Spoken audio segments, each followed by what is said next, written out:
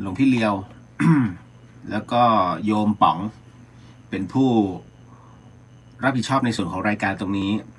5 ทุ่มถึงตี 1คุณโยมเอาละมาก็เราไปเรียบง่ายๆก่อนคือด้วยเนื่องจากว่าวันนี้เกือบสู่ขีดอีกรอบหนึ่ง เรื่องของเรื่องมันเป็นอย่างนี้ใน Facebook อะเนาะทำไมถึงเกือบสู่ขีดคือหลายๆท่านก็รู้ว่าตอนที่หลวงพี่เป็นคฤหัสถ์เนี่ยหลวงพี่เคยน็อกมาแล้ว1 รอบจริงมันเฉียดการน็อกแบบนี้มาเรื่อยๆหมายถึงว่าหัวใจหยุดเต้นแล้วก็ต้องเข้าโรงพยาบาลกระทันหันวันนี้ก็เช่นกันเหตุเนื่องมาจากว่าบนวัดฝายหินเนี่ยจริงๆหลวงพี่ต้องบอกว่าวัดทั่วประเทศไทยเนี่ยถ้าจะให้บูรณะมีทุกวัดเพราะฉะนั้นมันเป็นอินฟินิตี้คุณโยมยกเว้นวัดใหญ่ๆที่มีผู้เข้าไปคือเป็นวัดท่องเที่ยวอ่ะซึ่งจริงๆแล้ววัดคือสถานที่ท่องเที่ยวใช่ไหม หลวงพี่ก็ต้องถามกลับไปมันไม่ใช่ไงวัดคือสถานที่ปฏิบัติธรรมเพียงแต่ว่าบังเอิญว่าท่านสร้างอย่างวิจิตรแล้วก็เขาเรียกว่าพ่วงศิลปะพ่วงในส่วนของพุทธประวัติแล้วก็รวมไปถึงลวดลายต่างๆมันก็เลยทำให้น่าชมคนก็เลยจึงไปนิยมเที่ยวกันอันนี้ไม่ได้ว่าวัดเพราะวัดท่านเป็นแบบนั้นจริงๆก็คือท่านมีวัตถุประสงค์คืออยากให้โยมเขาไปปฏิบัติธรรมนั่นแหละเพียงแต่ว่าบังเอิญว่าท่านทำสวย ไอ้อย่างนั้นเนี่ยก็มีเหตุที่ไม่ค่อยจะต้องซ่อมสร้างแล้วแต่อย่างหลวงพี่เนี่ยอยู่วัดฝายหินเป็นวัดเล็กๆหลังมหาวิทยาลัยเชียงใหม่มันต้องขึ้นเนินเขาขึ้นมาด้านหลังนั่นแหละแล้วคราวนี้ก็คือว่าคือหลวงพี่ก็แหมไม่อยากจะบอกเห็นอย่างเนี้ยอำเภอเมืองนะหลังมหาวิทยาลัยเชียงใหม่แต่เชื่อไหมแถบหนึ่งของวัดฝายหินใช้น้ำประปาอีกแถบหนึ่งของวัดฝายหินใช้น้ำดอยน้ำมันอ่อนมันขึ้นมาไม่ถึงเขาเรียกมันสุดปลายเพราะฉะนั้นก่อนจะมาถึงวัดฝายหินเนี่ยไอ้ท่อน้ำเนี่ยนะเขาไปคือหลวงพี่เห็นแล้วเวลาเขาจะขุดท่อแล้วเขาจะวางท่อระบายน้ำวางท่อประปากระบอกเท่านี้แต่คนเป็นพันหลวงพี่รู้เลยว่าทำไม ทำไมจะว่าตำหนิเดี๋ยวก็จะไปว่าหน่วยงานเอาเป็นว่าหลวงพี่เห็นประเทศอื่นเนี่ย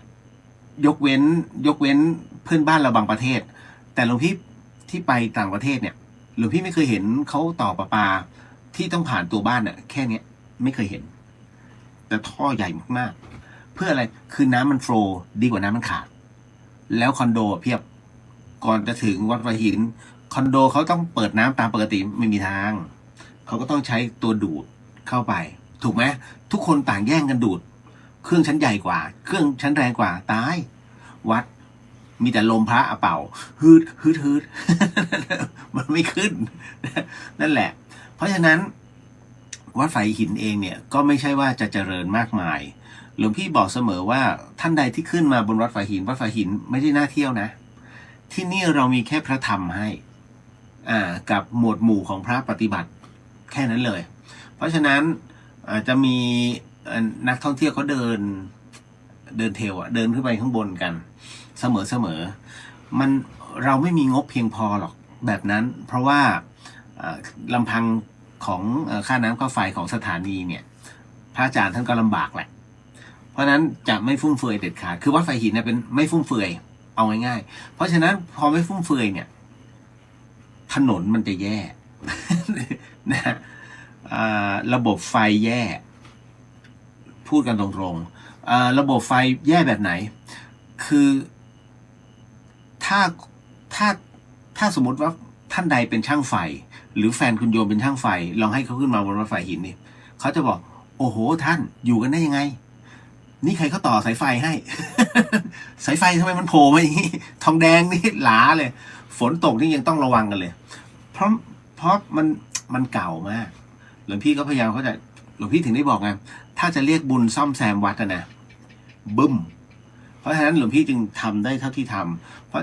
อย่างวันเนี้ยก็ต้องบอกก่อนเลยว่าหลวงพี่ก็ไปซื้อยางมะตอยเพิ่มเวลารับกิจนิมนต์เนี่ยก็เราก็จะได้ปัจจัยมาเพราะฉะนั้นอะไรที่เราช่วยวัดได้เราช่วยเพราะหลวงพี่ถือว่าทุกๆปีเนี่ยมันจะมีโครงการอิ่มบุญอุ่นกายน้องอิ่มบุญอุ่นกายน้องเนี่ยหลวงพี่ไปช่วยแต่ละพื้นที่ที่โรงเรียนห่างไกลที่ยากไร้แต่ทำไมวัดที่ตัวเองอยู่ท่านมีอะไรที่มันจะต้องปรับปรุงทำไมเราไม่ช่วยหลวงพี่คิดอย่างนั้นเพราะฉะนั้นก็ได้ความอนุเคราะห์จากโยมอีกหลายๆท่านที่ร่วมสมทบทุนหลวงพี่มาก็เลยทำการไปซื้อยางมะตอยนี่ซื้อแต่เมื่อวานแล้วก็พอเอามาวางเนี่ยหลวงพี่ก็เอาง่ายเราไม่มีปัจจัยที่จะไปว่าจ้างใครเพราะฉะนั้นหลวงพี่ก็โตมาจากแหมก็เดินทางทั่วประเทศนะเนาะหลวงพี่ก็เห็นวัดอื่นๆเนี่ยเขาก็พระลูกวัดท่านก็จะช่วยกันเพื่อคนละไม้คนละมือเพื่อบูรณะของวัดตัวเองให้ดีที่สุดพอถึงวัดฝายหินปุ๊บเราก็มองเราจะไปตามหลายๆท่านมันก็เกรงใจเอาวะทำเองหลวงพี่ก็เลยเริ่มในวันนี้ตั้งแต่7 โมงเช้า7 โมงครึ่งหอบเลยเล่นเลยรูปเดียวคือตอนแรกก็เริ่มมีอาการเล็กๆเพราะหลวงพี่หัวใจใช้ได้แค่3 ห้องแต่ไม่ค่อยแคร์ไงแล้วบังเอิญวันนี้เจ้าเอิร์ธมาทำบุญหลวงพี่ก็ไม่รู้หรอกว่าใครเพราะไม่ได้สนใจเพราะเวลาเราทำงานเนี่ยจนกระทั่งเขาเดินลงมาพร้อมกับภรรยาหลวงพี่ครับให้ช่วยไหมครับมาพอดีเลยก็เลย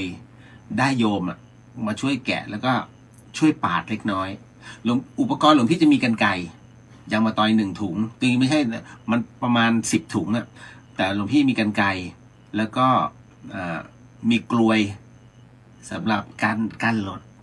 แล้วก็มีไอหินหักแต่ว่าต้องหน้ามันเรียบนะเพื่ออะไรเพื่อเวลาพอเราตัดยางมะตอยเทเสร็จปุ๊บเนี่ยหลวงพี่ต้องใช้ไอหินเนี่ยต้องทุบค้อนไม่ได้นะค้อนหน้ามันแคบพอแคบเสร็จปุ๊บพอตีไปปุ๊บหน้ามันแผลบแล้วถามว่าทำไมหลวงพี่ไม่ใช้พวกท่อนซุงท่อนไม้ไม่ไหวหรอกคุณโยมคนเดียวรูปเดียวก็เลยต้องได้อิฐทุบนั่นแหละก็ฝึกขันติไปด้วยแล้วก็ฝึกจิตไปด้วยนั่นแหละเพราะว่าตัวจิตมันก็จะอยู่ที่มือเวลาทุบคราวนี้พอทำไปสักพักหนึ่งเนี่ยหลวงพี่ก็รับสังฆทานโยมเขาเพราะมันเป็นวันเกิดเจ้าเอิร์ธเขาเอิร์ธก็บอกโอ้หลวงพี่ผมไม่อยากเชื่อว่าหลวงพี่เป็นโรคหัวใจเฮ้ยหลวงพี่ลืมจริงนะลืมว่าเราเป็นโรคหัวใจนั่นแหละท่านยกยางมะตอยเนี่ยมันหนักนะหนักคุณโยมคือถุงหนึ่งเขาเขียนไว้20 กิโลแต่น้ำหนักมันไม่ใช่น้ำหนักมันประมาณ30เกือบ30หลวงพี่ต้องหอบเนี้ยแล้วก็ต้องเทโอ้โหตอนเนี้ยตอนแรกหลวงพี่บอกคิดในใจจะจัดไหวไหมนะเพราะหลวงพี่ล้าตั้งแต่ตอนบ่าย 3หลวงพี่แบบเส้นยึดรู้เลยว่าไข้เส้นมาแล้วพยายามเอาไอ้ตัวที่คุณโยมให้ไว้บามถูแล้วเค้นนวดตอนนี้ก็ยังปวดอยู่แล้วมันแต่ใจเนี่ยตอนนี้ใจหลวงพี่ยังวูบอยู่คือเรื่องของเรื่องมันมาปรากฏช่วงหลังที่หลวงพี่รับฉันเพลข้างนอกโยมน้องป๋อมแบมเนี่ยเขาจะนิมนต์หลวงพี่ทุกวันจันทร์เสร็จปุ๊บก็เลยไปซื้อยางมะตอยเพิ่มอีก10 ถุงเพราะตอนเช้าหลวงพี่เล่นไป5 ถุงรูปเดียวเลยนั่นน่ะเอิร์ธมาช่วยนิดเดียวนั่นน่ะช่วงที่หลวงพี่ที่พระท่านถ่ายรูปเอาไว้แค่นั้นแล้วก็เสร็จปุ๊บหลวงพี่ก็เล่นต่อช่วงบ่ายประมาณสักหลวงพี่เทไปเรื่อยๆครบประมาณ8 ถุงอะเบ็ดเสร็จใช้ทั้งหมด8 ถุงวันนี้อยู่เฮ้ยใจมันวาบแล้วมือที่หลวงพี่สมมุติว่าจะ จะถือเงี้ยแล้วจะตีเงี้ยหลวงพี่จะกำแน่นมันหินเริ่มร่วงจากมือเฮ้ยนี่คืออาการเมื่อ10 ปีที่แล้ว อาการเมื่อ10 ปีที่แล้วเลยที่หลวงพี่ตายอ่ะแล้วมันหลุดมือภาพที่หลวงพี่ถือแบงค์เพื่อที่จะจ่ายเงินพนักงานแมคโครลำพูนมันปรากฏว่าไหลลงมือมันไม่มีแรงมันกลับมาอีกรอบหนึ่งแล้วหลวงพี่รู้เลยเฮ้ยมันกลับมาอีกรอบแล้วหัวใจมันเริ่มเต้นบุบบุบบุบบุบบุบบุบบุบบุบบุบบุบบุบบุบบุบมันเต้นรัวมากอึ๊กแล้วเฮ้ยทุกอย่างสตันหมดเลยนี่คืออาการที่มันแล้วหลวงพี่รู้เลยว่าถ้ายอมเรียบร้อยแน่ๆหลวงพี่ก็เลยใช้วิธีเดิมคือมุกเก่าคุณโยมจำวิธีนี้ไหมถ้าใครเป็นโรคหัวใจหรือเป็นอะไรที่เรียกว่าจะหัวใจฉับพลันน่ะถ้ามันอึกขึ้นมารีบดึงสติขึ้นมาแล้วคุณโยมตบนิดแล้วไอกระแทกไปสัก4-5 รอบแอ๊กเงี้ยจะให้มันอ้วกก็ให้มันอ้วกไปแต่ให้ไอกระแทกคือหลวงพี่ไม่รู้นะแต่เขาส่งมาในไลน์คุณหมอเขาส่งมาในไลน์ตอนนั้นหลวงพี่จำมาไว้วิธีการตรงนี้แล้วหลวงพี่ใช้แล้วได้ผลไงนั่นคือเป็นการพอเราไอกระตุ้นเสร็จปุ๊บมันเหมือนกับเป็นการปั๊มหัวใจเป็นการ CPR ไปในตัวแต่มันก็ใช้ประคองเฉยๆพอเสร็จปุ๊บเนี่ยตอนแรกที่มันสตันหยุดนิ่งๆปรากฏว่าพอไอเสร็จปุ๊บจากที่มันโหวงเหวงมันก็เริ่มหัวใจกลับมาเต้นตามปกติรู้ทันทีว่านี่คือหัวใจเต้นผิดจังหวะอันนี้ตายนะจะบอกว่าถ้าสมมุติว่าถ้าไร้สตินี่คือตายเลยนะบังเอิญพอเสร็จปุ๊บเฮ้ยหลวงพี่เขามานั่งพิจารณาโอ้โหถ้าเราตายตรงนี้จะมีใครเห็นไหมวะ คือทั้งวัดเงียบอ่ะเงียบหมดเลยเราก็ดูพิจารณาอ๋อโอเคทำมาก็จะเสร็จแล้วไม่เป็นไร ก็ค่อยๆแล้วหลวงพี่เหลือยางมะตอยอยู่ครึ่งถุงด้วยความเสียดายโอ้โหถ้าฉันเดินหนีตรงนี้ไอเนี่ยต้องแข็งอยู่ในถุงเสียดายของเลยหอบอีกครึ่งหนึ่งสุดท้ายก็เดินย้อนกลับมาตรงกุฏิตัวเองมันมีบ่ออยู่หลวงพี่ก็เทเสร็จปุ๊บตบปุ๊บจบพอถอนหายใจเฮือก2 เฮือกแล้วก็มานั่งมีหมาตัวหนึ่งมันก็มานั่งแฮกรออาหารหลวงพี่ก็บอกเฮ้ยไม่มีแรงขอโทษทีแล้วเนี่ยเองดูมือข้าสั่นมือหลวงพี่สั่นเนี้ยแบบไม่มีแรงแล้วเหงื่อเริ่มออกหัวอาการมันจะมาอีกรอบหลวงพี่ก็แอกอีกรอบหนึ่งนั่นแหละแล้วจากนั้นก็ไม่ไหวมันร้อนเสร็จปุ๊บเปิดแอร์แป๊บหนึ่งแล้วก็อาบน้ำเลยคือห้ามอาบน้ำทันทีนะคุณโยมถ้าเหงื่อออกปุ๊บแล้วอาบน้ำทันทีเนี่ยมันช็อกคราวนี้หยุดแน่ๆหลวงพี่เลยต้องตากแอร์แป๊บนึงพอเริ่มหมาดค่อยอาบน้ำออกมาเสร็จปุ๊บนั่งสักพักมาสำรวจตัวเองอุ้ยใจแบบยังวาบอยู่ตอนนี้ก็ยังวาบอยู่นะมันยังไม่เข้าที่หลวงพี่ก็เลยมานั่งนึกโอ้โหนี่มรณานุสติทุกขณะแล้วนะนี่ขนาดมรณานุสติทุกขณะแล้วไม่ใช่หลวงพี่ไม่ได้ดูตัวเองแต่หลวงพี่มานั่งพี่เราเกิดอะไรขึ้นทำไมเป็นงั้น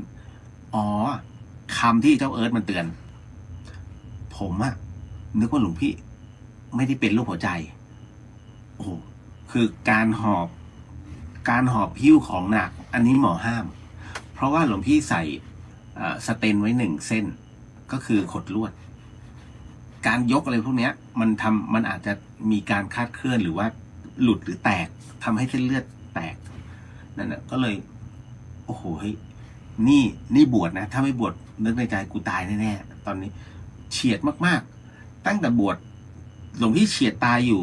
เต็มนะ3 รอบไอ้ที่รถพุ่งชนด้วยไอ้ที่แก้วไอ้นั่นก็เสียบอีกอันนี้อีกรอบพอเสร็จปุ๊บก็ขึ้นมานั่งแล้วล้าโอ้โหล้าแบบเพราะไอ้ที่หลวงพี่ไปทำถนนเพราะว่าอยากพักสายตาเนื่องจากว่าเราทำบทสวดมนต์เนี่ยทุกวัน ทุกวันจนหลวงพี่ทำจนหลวงพี่ลืมลืมไปสวดมนต์ลืมไปทำวัดเย็นคือนั่งมันต้องจัดหน้าอะไรหลายๆอย่างพอเสร็จปุ๊บเอาแล้วเราทำไงดีว่า เนี่ยจนบัดเนี้ยหลวงพี่จะจัดดีไหมจัดเถอะนะคือตัวเองคุยจัดเถอะเอาก็คือจัดนั่นแหละจึงที่มาที่ไปว่าวันนี้ต้องจัดรายการเนาะก็โมทนากับหลายๆท่านที่วันนี้ขอบคุณมากโยมนุชส่งไตรมาให้หลวงพี่คือหลวงพี่เนี่ยจะบอกไงดีตลอดระยะเวลาที่บวชหลวงพี่มีไตรเดียวแล้วอีกไตรหนึ่งมันใช้ไม่ได้มันสั้นมากสั้นแบบใช้เป็นเฉพาะกิจได้แต่ออกงานไม่ได้เพราะฉะนั้นหลวงพี่จะต้องรีบซักนั่นแหละแล้ววันนี้เลือยางมาต่อย โอ้แล้วประจวบเหมาะเนี่ยโยมเขาส่งมาให้พอดีนะก็เลยโมทนาบุญตรงนี้ แล้วก็โมทนาของแปมเดอร์นี่แหละที่วันนี้ก็นิมนต์หลวงพี่ไปแล้วก็รวมถึงโม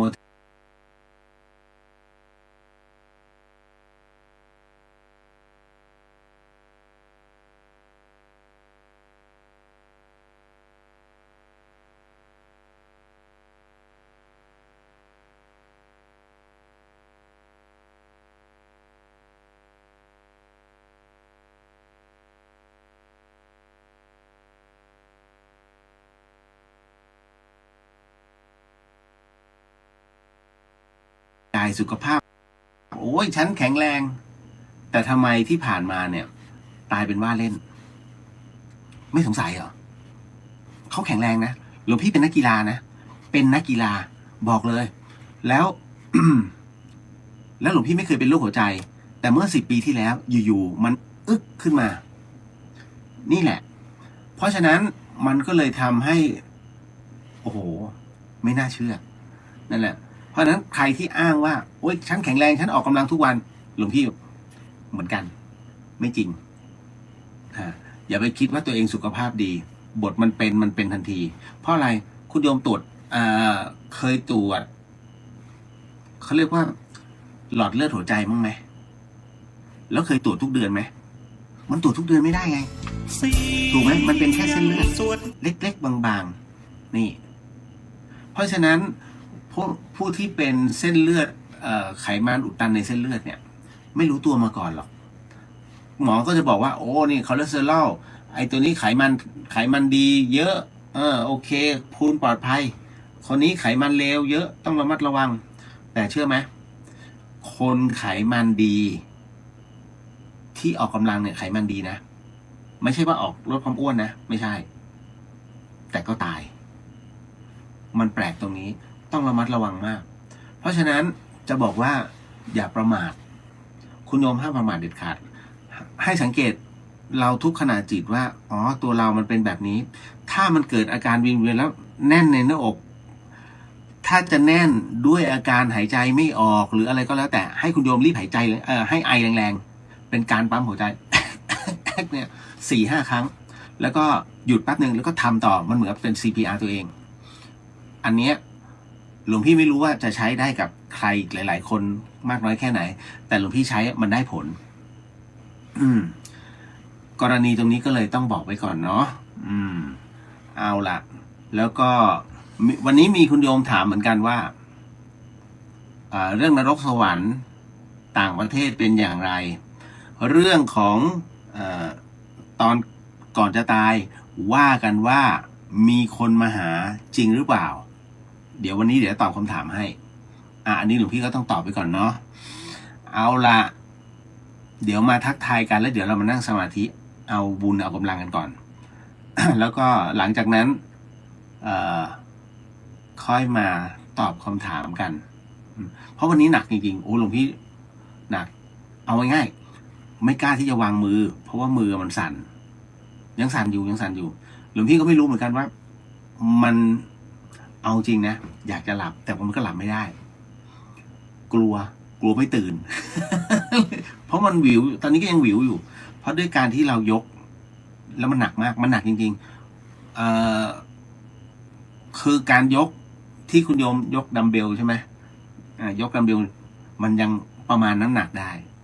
แต่อันเนี้ยยังมาต่อยยกเสร็จปุ๊บมันต้องอุ้มแล้วก็เทเสร็จปุ๊บถ้ามันจะหมดถ้ามันจะหกปุ๊บต้องรีบงัดขึ้น แล้วก็เทใหม่มันเหมือนกับแล้วหลวงพี่ไม่ได้ออกกำลังเลย เพิ่งจะมาออกเนี่ยสุ่มเสี่ยงมาก แต่หลวงพี่ไม่ได้คิดมากนะเพราะว่าหลวงพี่มองว่า อันเนี้ยเราทำให้วัด เราทำให้สถานที่ที่เราอยู่ เพราะฉะนั้นหลวงพี่ถามว่าหลวงพี่สายปฏิบัติใช่ไหมหรือว่าเอาถ้าพูดถึงเราเป็นพวกใช้ปัญญาหรือพวกใช้แรงงานสมมุตินะถ้าหลวงพี่มัวนั่งใช้ปัญญาซึ่งถามว่าใช่ไหมหลวงพี่ก็ทำตรงเนี้ยสั่งการหรือว่าทำนู่นทำนี่อะไรเงี้ยด้วยคอมพิวเตอร์ถามว่าปัญญาไหมล่ะก็ต้องปัญญาแล้วแรงงานล่ะใช้ไหมก็ท่านก็จะมีฝ่ายที่ต้องทำตรงนี้แต่คราวนี้ถ้ามัวต่างฝ่ายต่างรอซึ่งกันและกันมันไม่ได้เพราะฉะนั้นกว่าจะทำทุกอย่างเสร็จปุ๊บนี่โยมอาจจะลดพังไปแล้วซึ่งหลวงพี่ก็รับไม่ได้เพราะฉะนั้นนี่คือนอกจากเราใช้ปัญญาแล้วทำไมล่ะทำมันไม่ได้เหรอเราก็มีแรงหลวงพี่จึงลงไปทำนี่คือเรื่องของเรื่องเลยมันอยู่นิ่งไม่ได้หลวงพี่ยุเป็นคนที่อยู่เฉยๆแล้วดูคอยโมทนาบุญนี้ไม่ได้หลวงพี่ทำไม่ได้เพราะหลวงพ่อพุธขออภัยหลวงตามหาบัวยานสัมปันโนดูในคลิปได้ท่านบอกว่าระหว่างอะไรนะเดี๋ยวขออภัยระหว่างวางอุเบกขากับขี้เกียจเส้นยาแดงผ่าแปดมากโอ้โหแบบคำนี้ทำให้หลวงพี่อยู่นิ่งไม่ได้ ไม่ก็เปิดคือเวลาหลวงพี่จะต้องทำอะไรสักอย่างหนึ่งก็จัดนู่นจัดนี่หรือว่าเตรียมขยะจะทิ้งเนี้ยหรือพี่จะเปิดหลวงตา นั่นแหละก็เลยโอ้โหท่านพูดปุ๊บมันแทงไงนั่นแหละระหว่างวางอุเบกขากับขี้เกียจมันเส้นแดงมากจบเลยทำเลย เพราะฉะนั้นเราก็เลยมองว่าไม่วางอุเบกขาอะไรที่มันทำได้เพื่อส่วนรวมหลวงพี่ทำเอาละก็มาทักทายกันก่อนโยมคุณโยมชัชมนเนาะกราบนมัสการหลวงพี่ค่ะเจริญพรเอาละทักทายไปก่อน คือวันนี้เหนือความคาดหมายเพราะหลวงพี่เองก็ไม่ได้ตั้งใจว่ามันจะไม่ไหวไงก็ไม่เป็นไรยาวโยมนัทสิทธิ์กราบนมัสการครับหลวงพี่เจริญพรแล้วก็มาโยมมุกเจริญพรมุกมิกเนาะคุณโยมจินชากราบนมัสการเจ้าค่ะหลวงพี่หายสนิทหรือยังเจ้าค่ะยังมือยังสั่นอยู่ใจยังวิวอยู่แต่ก็เมื่อกี้ก่อนเข้ารายการหลวงพี่ก็นั่งสมาธิแป๊บหนึ่งเอากำลังนะทำเท่าที่ทำได้นั่นน่ะแล้วก็คุณโยมพุทธิพงศ์กราบนมัสการครับเจริญพรโยมกนกพรอันนี้กราบนมัสการค่ะหลวงพี่เลียวเจริญพรคือช่วงนี้หลวงพี่จะไม่ได้พิจารณาทำบ่อยนักเพราะว่ามันมีภาระที่จะต้องนั่งทำภารกิจแล้วก็พอตอนเช้าเนี่ยที่โยมเขาจะมาอัดให้หลวงพี่ทุกเช้ายังไม่พร้อม ก็เลยไม่ได้ตัดต่ออะไรเนาะโยมพี่นพกราบนมัสการเจ้าค่ะเจริญพรโยมพี่เจี๊ยบกราบนมัสการหลวงพี่ค่ะรับโยมพี่แล้วเนอะนั่นตรงนั้นคุณโยมปาบรายงานตัวพระเรียวแล้วก็สวัสดีชาวเดอะเฮียนค่ะเจริญพรโยมคุณโยมนุกกราบนมัสการครับหลวงพี่เจริญพรโยมพี่มนัญญาเป็นห่วงนะครับหลวงพี่ก็เราก็ไม่อยากให้มันเป็นเนาะเพราะเวลามันเป็นเลยนะคุณโยม กำลังทำอยู่เนี่ย แล้วมันก็เวทนาตัวเองอะเนาะถามว่าหนักไหมเหนื่อยไหมหลวงพี่ตีจนเป็นห่อเลือดอะมือเนี่ย แล้วก็ใช้ก้อนอิฐไม่ใช่อิฐแดงนะเป็นอิฐเหมือนกับที่เขาตีทิ้งอะแล้วหลวงพี่ก็หาแค่อันที่เหมาะมูลแล้วทุบหลวงพี่จะทุบก่อนเพื่อให้มันอยู่ตัว แล้วบางทีต้องคว้างเพื่อให้มันแรงอัดลงไปยางมาต่อยมันจะเป็นอย่างนั้นเพราะฉะนั้นตอนนี้กระดูกไม่ใช่กระดูกมันปวดข้อไม่ได้เป็นเกาเลยนะเป็นเพราะถูกกระแทกหลวงพี่ต้องตีไงแล้วกระแทกตรงนี้ยังปวดอยู่ตรงนี้จีวรยังเลอะยางมาต่อยเท้ายังเลอะยางมาต่อยก็นอนทั้งเนี้ยอาบน้ำแล้วนะ มันล้างไม่ออกก็ต้องค่อยๆว่ากัน นะโยมขจรศิลป์กราบนมัสการครับหลวงพี่เจริญพรโยมนัดนมัสการค่ะเจริญพรโยมพี่มรัญญาเกือบแย่แล้วหลวงพี่ใช่มันก็ทำไงได้อะ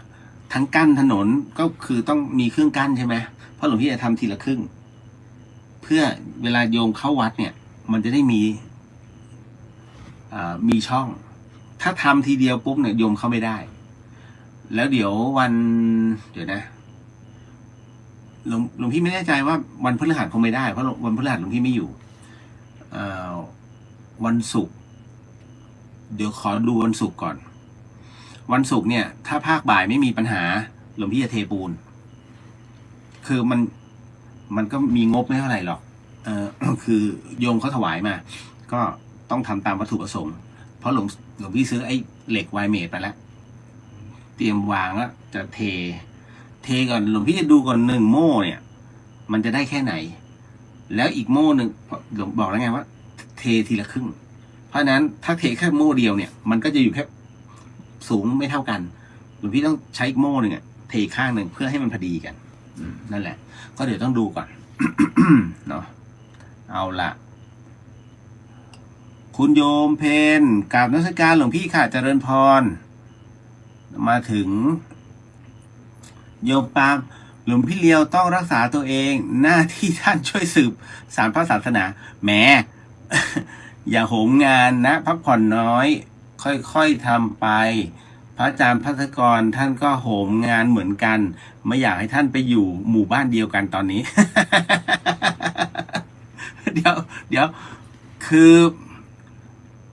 เราจะมานั่งนิ่งๆกันก็ไม่ได้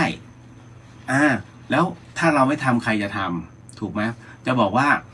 รูปอื่นทำเหรอหลวงพี่เพิ่งมาอยู่เนี่ยหลวงพี่ยังคันใจเลยเพราะฉะนั้นหลวงพี่ไม่รอหลวงพี่เป็นคนที่หลวงพี่กับหลวงพี่ภัสกรจะเหมือนกันตรงที่ว่าถ้าเห็นแล้วมันควรจะทำเลย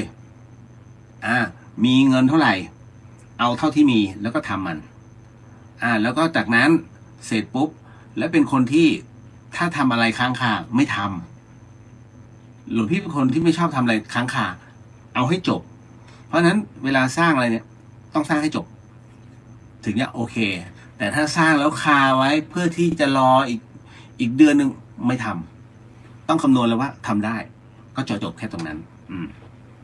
นี่แหละคือบางทีตอนแรกหลวงพี่ว่าจะเทยางมาต่อย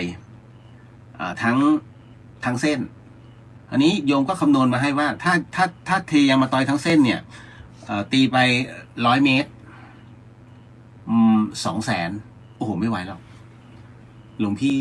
เสียดายก็เลยมานั่งคิดขอทางมหาวิทยาลัยเชียงใหม่เนี่ยท่านต้องประมูลคือท่านไม่ได้ปฏิเสธนะท่านบอกว่ามันต้องประมูลรายปีต้องทำเรื่องแล้วจากนั้นเนี่ยมันรอยากมันรอช้าไปหลวงพี่ก็เลยต้องมานั่งหาวิธีไงว่าถ้าขอเทศบาลบอกไป3 รอบแล้วมาวัดทุกรอบแต่เงียบก็ไม่เอาก็เลยทำเองนั่นแหละตรงไหนที่เป็นปูนหลวงพี่เทปูนตรงไหนที่เป็นยางมะตอยเอามาโปะแต่ต้องทำให้มันเรียบเพราะเราเป็นคน1หลวงพี่เป็นคนที่ขี่จักรยาน2เป็นคนที่ขับรถเพราะฉะนั้นหลวงพี่จะรู้ว่าพื้นถนนถ้าเอามาโปะเนี่ยถ้าคนที่ขี่จักรยานจะไม่ชอบเพราะมันจักรยานไม่มีโชคไงมันขึ้นปึ้งขึ้นมาอย่างเงี้ยเหิน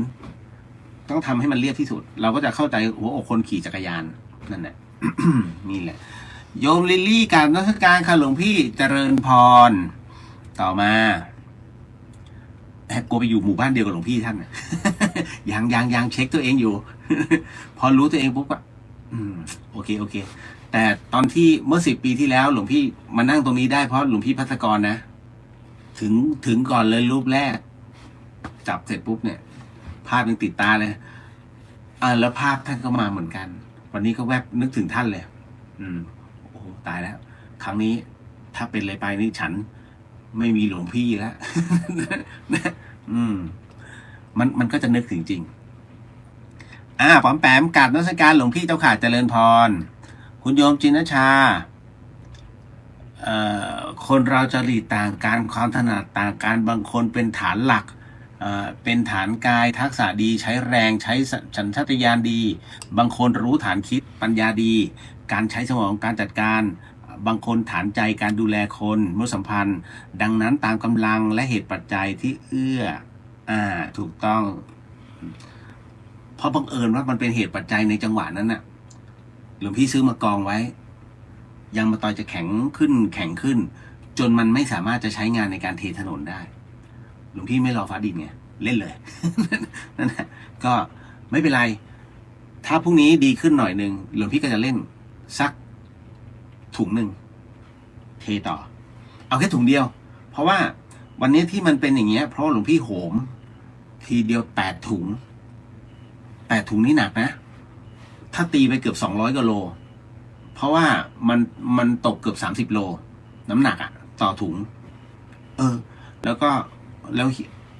1 ถุงหลวงพี่ใช้เวลาในการทำงานเนี่ยประมาณ15 นาทีถึง20 นาทีหมายถึงว่าเทด้วย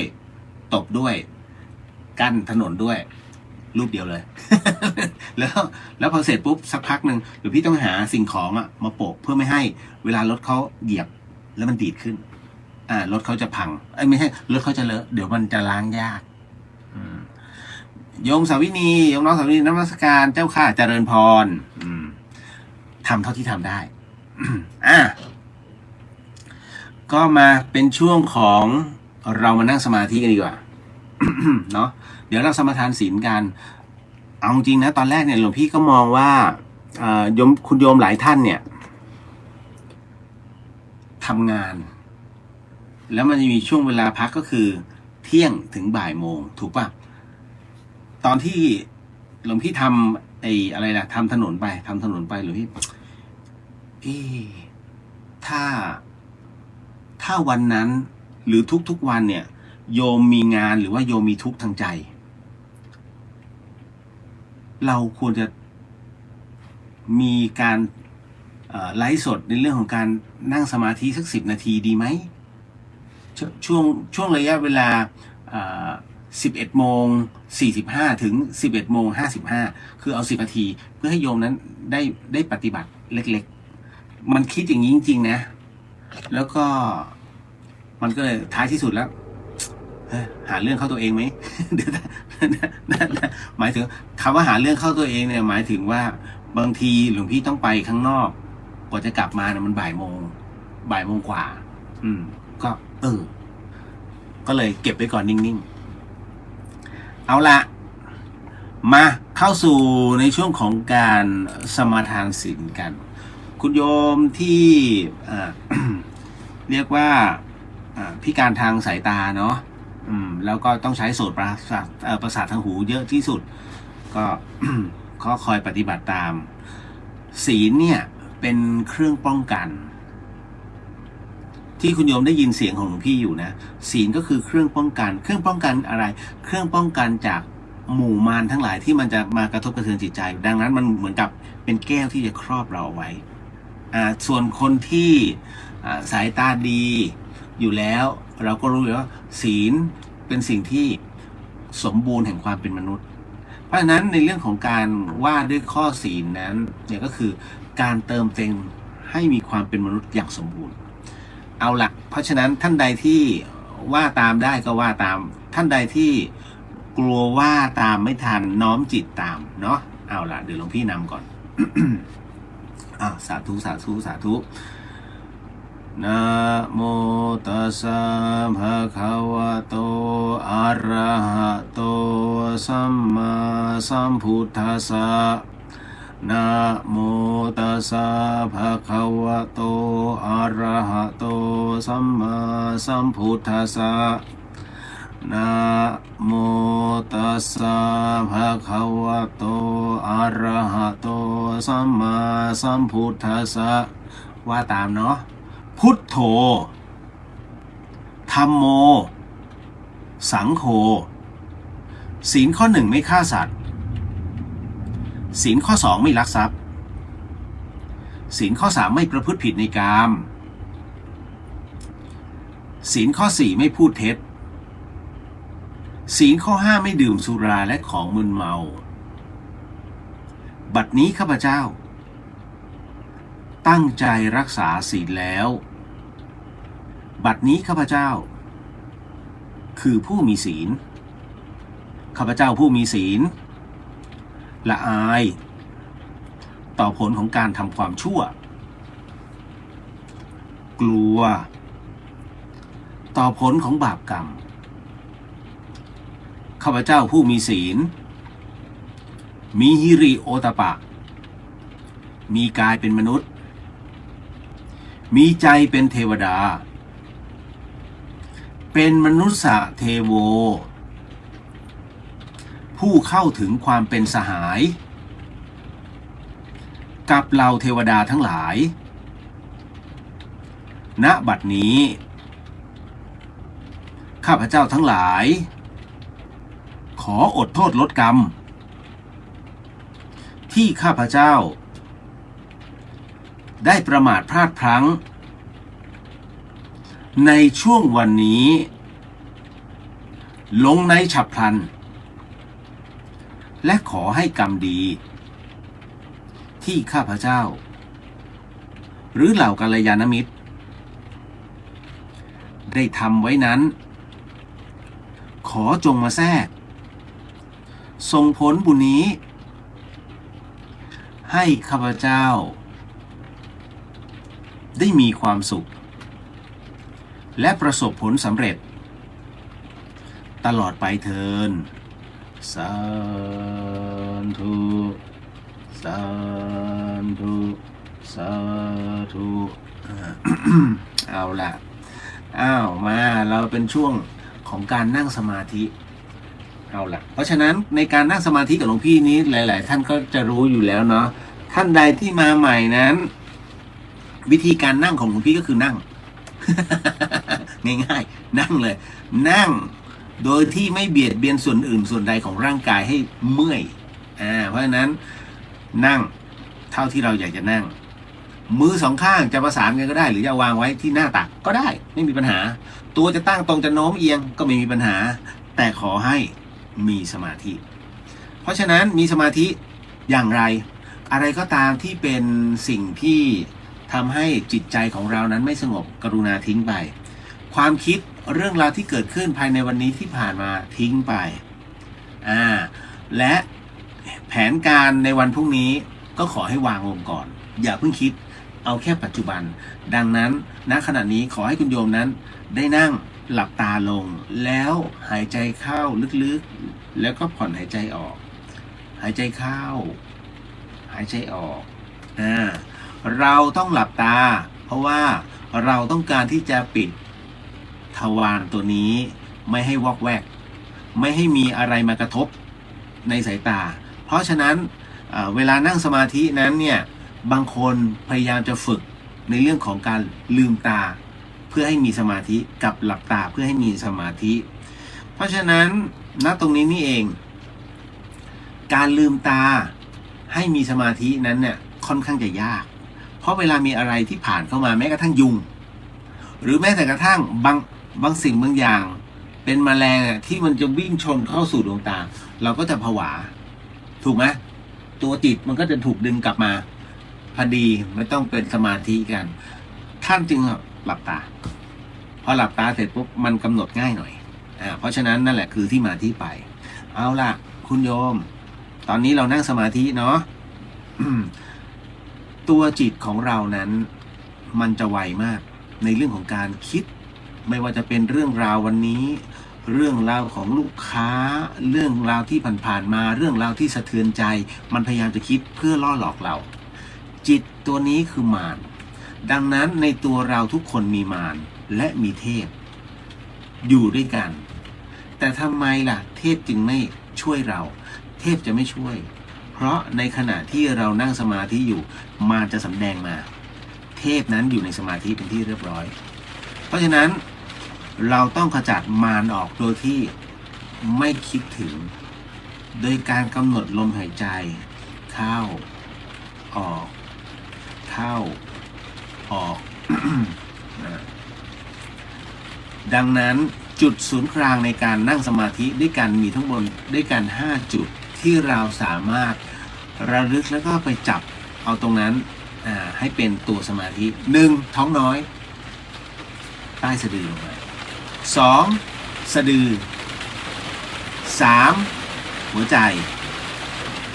4. จมูก 5. กลางกระหม่อมหรือตาที่3ตรงจักระตรงนี้เพราะฉะนั้นคุณโยมได้ยินเสียงฝนตกอาจจะไม่ได้ยินถนัดนะเสียงหลวงพี่พยายามจะใช้เสียงให้ดังที่สุดแล้วกันในส่วนตรงนี้นี่เองเรากำหนดไปจุดใดจุดหนึ่งเนาะคุณโยมจำเป็นต้องมีคำบริกรรมไหมแล้วแต่ท้ายที่สุดแล้วหลวงพี่อยากจะให้คุณโยมจับแค่ความว่างนะก็คือเอาลมหายใจเนี่ยเข้าไปจับตรงความว่างตรงนั้นเสร็จปุ๊บ ให้ระลึกถ้าจะต้องส่งออกนั้นหมายถึงว่าตัวจิตนั้นเราไม่ต้องส่งออกการส่งออกหมายถึงว่าไปรับรู้ด้านผิวหนังไปรับรู้รถที่กำลังวิ่งอยู่ไปรับรู้เสียงที่กำลังจอแจอยู่อันนี้เรียกจิตส่งออกแต่เราจะเอาจิตนั้นเข้ามาในกายของเราจิตส่งเข้าเพราะฉะนั้นจิตส่งเข้านั้นมันจะอยู่ในไหนมันจะอยู่ในตัวคุณโยมเคยเที่ยวในตัวเองหรือยังเพราะนั้นถ้าคุณโยมยังไม่เคยเที่ยวในตัวเองเอาจิตของเราไปส่องในตัวเองดูเนี่ยเพราะฉะนั้นตรงนี้แหละที่มันจะเกิดสมาธิเพราะฉะนั้นเราก็ดูตามความรู้สึกของเราอย่าไปจับความรู้สึกนอกนะนั่นแหละ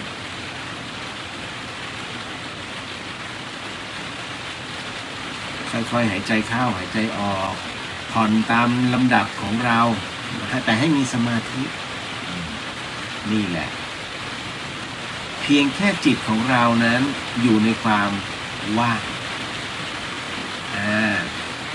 ให้รู้ว่าว่างเพราะฉะนั้นเมื่อจิตอยู่ในความว่างตรงนี้แหละแค่ช้างกระดิกหูงูแลบลิ้นคุณโยมก็ได้อานิสงส์เยอะแล้วเอาละเราจะถอนสมาธิค่อยๆถอนสมาธิอย่าเพิ่งลืมตาเอาละคราวนี้จิตนั้นถ้าอยู่ข้างในกายได้ก็อยู่ค่อยๆปรับระดับตัวจิตขึ้นมาแต่ถ้าอยู่ในกายไม่ได้ก็ส่งออกข้างนอกได้แต่อยู่ในเฉพาะพื้นผิวของเราก้นเรานั่งเป็นยังไง มือเราเมื่อยไหมหัวเราปวดไหม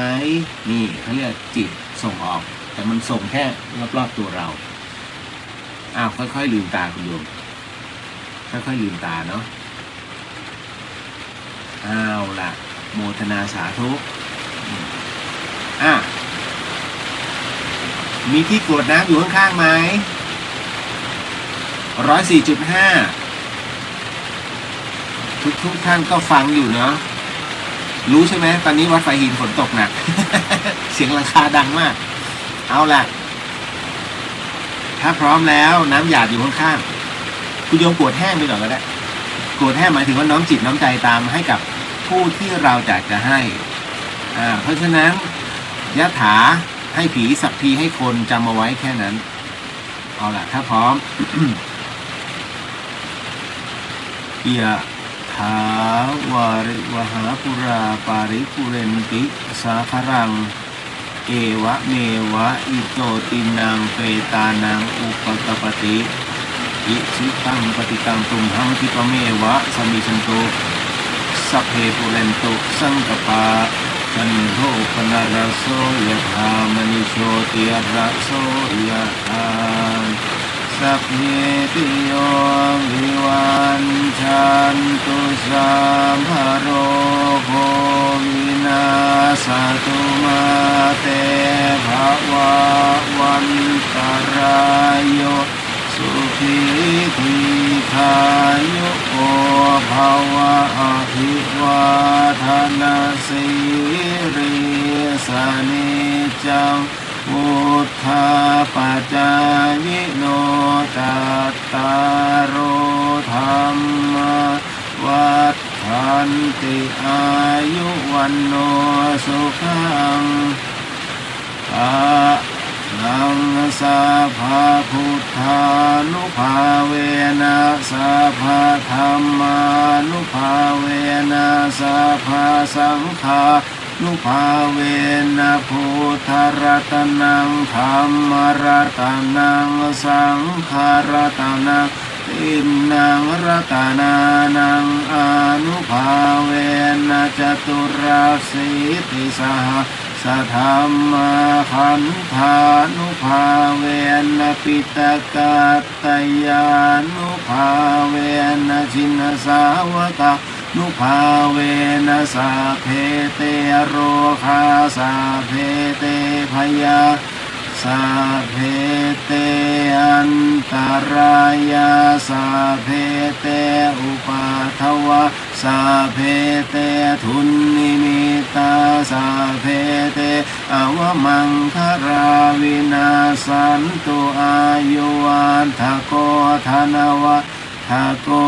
สิริวัฏทโกยสวัฏทโกพลวัฏทโกวันนวัฏทโกสุขวัฏทโก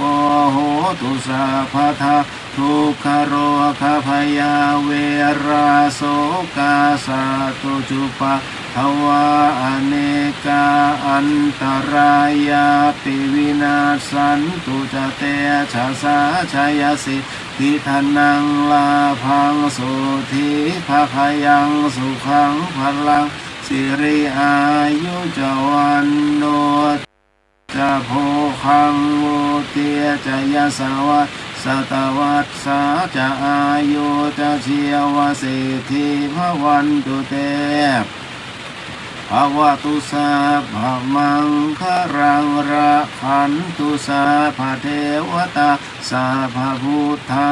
นุภาเวนะสัทธาสุทิภวันตุเตภวตุสัพพมังคารังราคันตุสัพพเท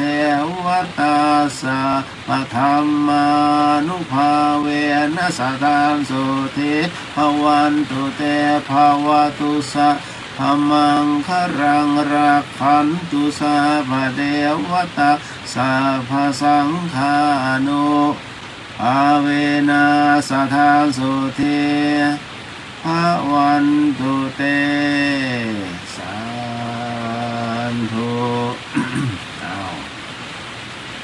เรียบร้อยแล้วเนาะ ในค่ำคืนนี้ เต็มที่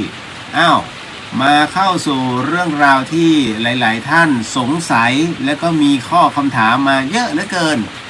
เนาะไอ้เรื่องผีบังตาเดี๋ยวเก็บไว้ก่อนเอาที่เขาสงสัยกันก่อนมีท่านผู้ฟังหลายๆท่านเนี่ยสงสัยในเรื่องของ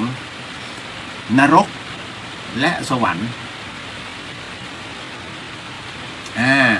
นรกและสวรรค์ของแต่ละชาติเชื้อชาติอันนี้เข้าใจใช่ไหมว่าเหมือนกันหรือเปล่าหลวงพี่หลวงพี่เจอเยอะมากคุณโยมว่าเหมือนกันไหมบางคนก็บอกเหมือนบางคนก็บอกไม่เหมือน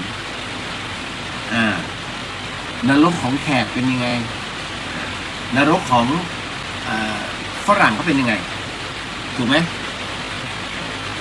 จริงๆแล้ว ต้องบอกว่านรกสวรรค์มันมีอยู่ในตัวจิตของแต่ละคนถ้าพูดถึงถ้าเป็นอย่างนั้นเนี่ยถ้าหนูไม่นับถืออะไรเลยหนูไม่ต้องตกนรกแล้วถ้าหนูไม่ขึ้นสวรรค์ไม่ใช่จ จิตของผู้โยมรู้อยู่แล้วว่าอะไรเป็นการเบียดเบียนต่อเพื่อนมนุษย์หรือว่าสัตว์โลกผู้โยมรู้อยู่แล้วนะไม่ใช่ไม่รู้นะอย่างคนกินกุ้งเต้นถามว่าเบียดเบียนไหมถ้ากุ้งเขาไม่ตายแล้วเอาไปเคี้ยวเนี่ยถามว่าเบียดเบียนไหมล่ะเบียดเบียนนั่นแหละเพราะฉะนั้นเมื่อเบียดเบียนตรงนั้นต่อให้เราไม่มีศาสนาแต่ตัวจิตเนี่ยวาระจิตเนี่ยมันบอกว่าเฮ้ยมึงกำลังฆ่าสัตว์ทั้งเป็นกำลังเคี้ยวกรุบๆอยู่ในปากเนี่ยเพราะฉะนั้นตัวเนี้ยจึงเป็นนรกในเรือนใจก่อนอันนี้คือนรกเรือนใจนะมันจะมีทั้งสวรรค์และก็นรกในเรือนใจอย่างคุณโยมเรียกว่าอะไรล่ะสมมติว่าเพื่อนเราได้รับรางวัลออสการ์แหมทุกอย่างเขามีหมดแล้วเราอะไรให้เพื่อนดีเป็นบุญวะเรายิ้มเฮ้ยฉันดีใจด้วยนะแค่รอยยิ้มแค่คำพูดดีๆแสดงความยินดีอย่างจริงใจเป็นบุญแล้วนะเพราะฉะนั้นนี่คือสวรรค์ที่อยู่ในเรือนใจของเรา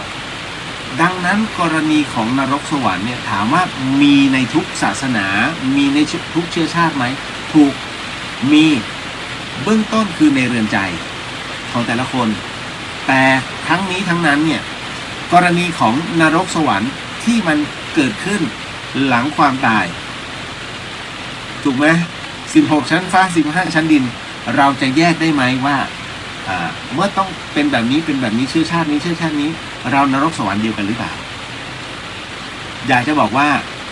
ทั้งหมดทั้งมวลอยู่ในที่เดียวกันเพียงแต่ว่าเขาไม่ได้แยกย่อยเหมือนกับเราชาวพุทธเพราะฉะนั้นศาสนาพุทธซึ่งเกิดมา 2,000 กว่าปีแล้วถูกไหมเพราะฉะนั้น 2,000 กว่าปีแล้วเนี่ยถูกทำความเข้าใจว่าแยกย่อยมาเป็นเพราะอะไรหลวงพี่เคยมีความสงสัย30 ภพภูมิใครเขียนเขาเคยไปเหรอคุณโยมสงสัยมั้งสิศาสนาพุทธเนี่ยไม่ได้สอนให้เชื่อนะคุณโยมต้องเข้าใจก่อนนะศาสนาพุทธเป็นศาสนาที่สอนให้เข้าใจในธรรมชาติหรือธรรมะถูกไหม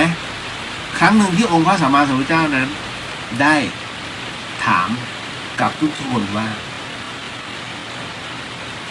ทุกท่านระหว่างใบไม้ในป่ากับใบไม้ในกำมือของเราอะไรที่มีตรงไหนที่มีใบไม้มากกว่าทุกคนก็บอกเลยในป่าพระเจ้าค่ะพระพุทธองค์จึงบอกว่าถูกต้องนั่นแหละใบไม้ในป่านั่นคือสิ่งที่เราได้ผ่านมาตลอดแล้วเราได้ทดลองแล้วนั่นแหละนั่นคือจำนวนนั้นแต่เราเอาใบไม้ในกำมือมันเนี่ยนั่นคือแก่นของมันที่เราได้ไปประสบพบเจอดังนั้นทั้งหมดทั้งมวลเราจึงเอามาสอนให้เรารับรู้ถึงแก่นของความทุกข์นั้นเห็นไหมเพราะฉะนั้นเนี่ยนี่คือสิ่งที่ท่านได้บอกเอาไว้แต่หลวงพี่ก็ยังสงสัยว่าแล้วใครถึงได้บอกได้ว่าอ๋อนิพพานคือบนสุดลงมาเป็นพรหมโลกเทวโลกแล้วจึงเป็นสวรรค์ชั้นต่างแล้วก็ลงไปอีกทำไมพวกอสุรกายพวกสัตว์นรกทั้งหลายจึงดิ่งลงไปอีกใครรู้ขนาดนั้นแล้วรู้อายุด้วยที่เป็นแสนปีเป็นล้านปีสงสัยไหมล่ะคุณจะสงสัยนะเรื่องนี้เพราะหลวงพี่สงสัยมากจนมารับรู้ว่าอ๋อ เรื่องราวนี้ที่ถูกจดบันทึกเพราะว่าไม่ว่าจะเป็นในตามภพชาติทั้งหมดทั้งมวลนั้นในพระสูตรนั้นได้มีการเขียนเอาไว้นั่นหมายถึงว่ามีผู้ที่เคยลงไปแล้วก็รับรู้ทั้งหมดทั้งมวลขึ้นมาเพื่อจะบันทึกเอาไว้ให้รับรู้ว่าแต่ละพื้นที่นั้นเป็นอย่างไรนี่ยังไม่ได้แยกย่อยนะจริงๆมันมีแยกย่อยอีกเพราะฉะนั้นนั่นคือมันเป็นอย่างนี้นี่เองแต่ทั้งหมดทั้งมวลต้องฟังหูและไว้หูอะไรก็ตามที่เป็นประโยชน์ใช้หลักกรรมสูตรโยมฟังแล้วเราต้องพินิจพิเคราะห์ให้ได้นี่คือพระพุทธศาสนา เราหลายคนถูกปลูกฝัง เรียกว่าเกือบทั้งหมดถูกปลูกฝังให้มีความเชื่อ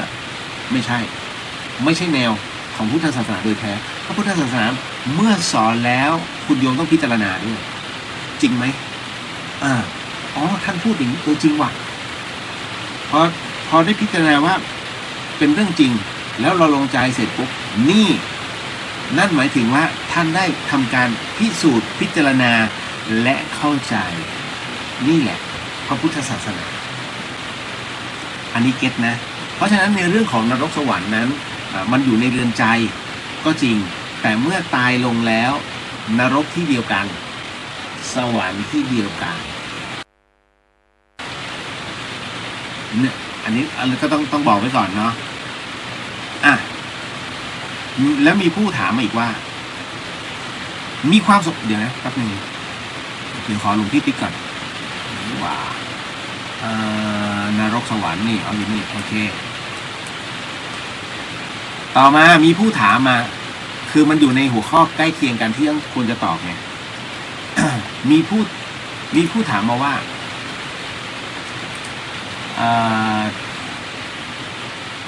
มีความสงสัยคนไทยเชื้อสายจีนนั้นเวลาเขาทำบุญเนี่ยเขาก็จะเอาในวันที่49ไม่ใช่วันที่50เหมือนที่ท่านพูดเราทำตามความเชื่อได้ไหมแล้วการเผาเงินเผากงเต็กไปให้วิญญาณนั้นเขาจะได้ไหมสงสัยใช่ไหมเรื่องราวตรงนี้เอาล่ะอันนี้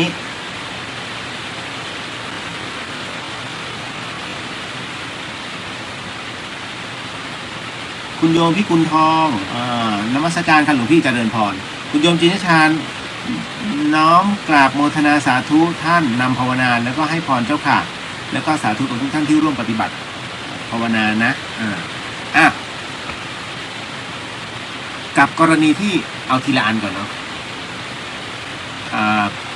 มีความสงสัยว่าคนไทยเชื้อสายจีนนั้นเวลาทำบุญนั้นเขาจะเอาวันที่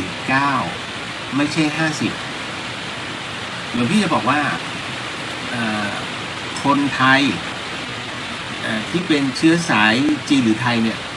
เดี๋ยวนี้เขาก็จะเอาวันที่50อย่างที่หลวงปู่ดูท่านบอก7วัน50วัน100วันแต่คราวนี้คนไทยเชื้อสายจีนก็จะนับไปทุกๆ49ถูกไหมอีกอันหนึ่งก็จะเป็น98ทุกๆตรงเนี้ยก็ถามว่าทำบุญได้ไหมก็ทำบุญได้ไงแต่ถามว่าจะได้แบบทวีคูณไหมอันนี้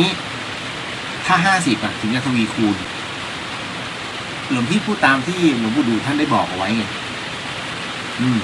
เพราะฉะนั้นไม่อาจเอื้อมที่จะบอก49ก็ได้ไม่กล้า มันผิดคำครู no เพราะฉะนั้นตรงนี้มีความสงสัยว่าคนไทยเชื้อสายจีนนั้นเอาวันที่19ไม่ใช่50แบบนี้เราทำตามความเชื่อได้ไหมก็ทำได้เรามีความเชื่อเรามีความศรัทธาบุญนั้นยังไงก็เป็นบุญอันบริสุทธิ์ถูกไหมขอให้อามาได้ขอให้ได้มาในสิ่งที่เราได้ถวายพระไปแต่มาแล้วการเผาเงินเผากงเต็กไปให้วิญญาณนั้นเขาจะได้ไหมหลวงพี่ไม่สามารถตอบได้เพราะหลวงพี่เป็นลูกจะบอกว่าลูกเซี่ยวนิดนึงที่เป็นจีนหนักไปทางลาว เพราะภาวิไล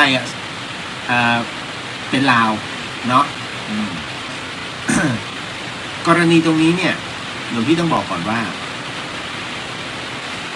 ในส่วนของกงเต็กหลวงพี่จำชื่อหลวงปู่ท่านไม่ได้ท่านบอกว่าเผาเนี่ยมันเหมือนกับเราไปซื้อกระดาษมาเผาคือเผาเงินจริงๆของเราเนี่ยแต่เงินนะมันถูกไปให้ร้านค้าแต่สิ่งที่ผู้เสียชีวิตจะได้เนี่ย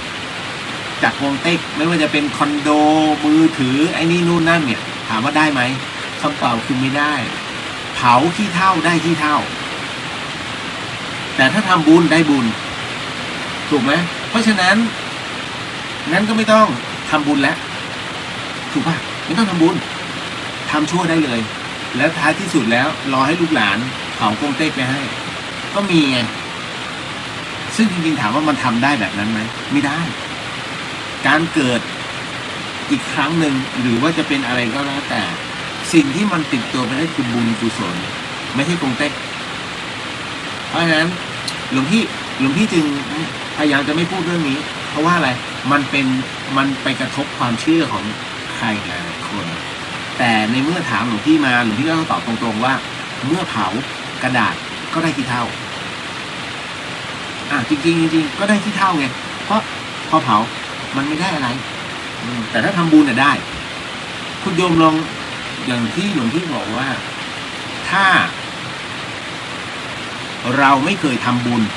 เราไม่รู้จักการให้ทานเป็นอย่างไรคุณโยมทำกับข้าวนะแล้วก็ตั้งโต๊ะหน้าบ้านข้าวฟรีพร้อมกับ50กล่องแจกฟรีสักพักเดี๋ยวจะมีคนเข้ามารับแล้วคุณโยมก็ให้แจกฟรีแล้วคุณโยมลองเช็คดวงจิตของตัวเองว่ารู้สึกไงรู้สึกขุ่นมัวไหมที่เขามาเอาของฟรีจากเราหรือว่าเราดีใจจังเลยที่ทำตรงนี้แล้วเห็นรอยยิ้มของเขากลับไปแล้วกับคำว่าขอบคุณนะครับขอบคุณนะคะลองเช็คดูได้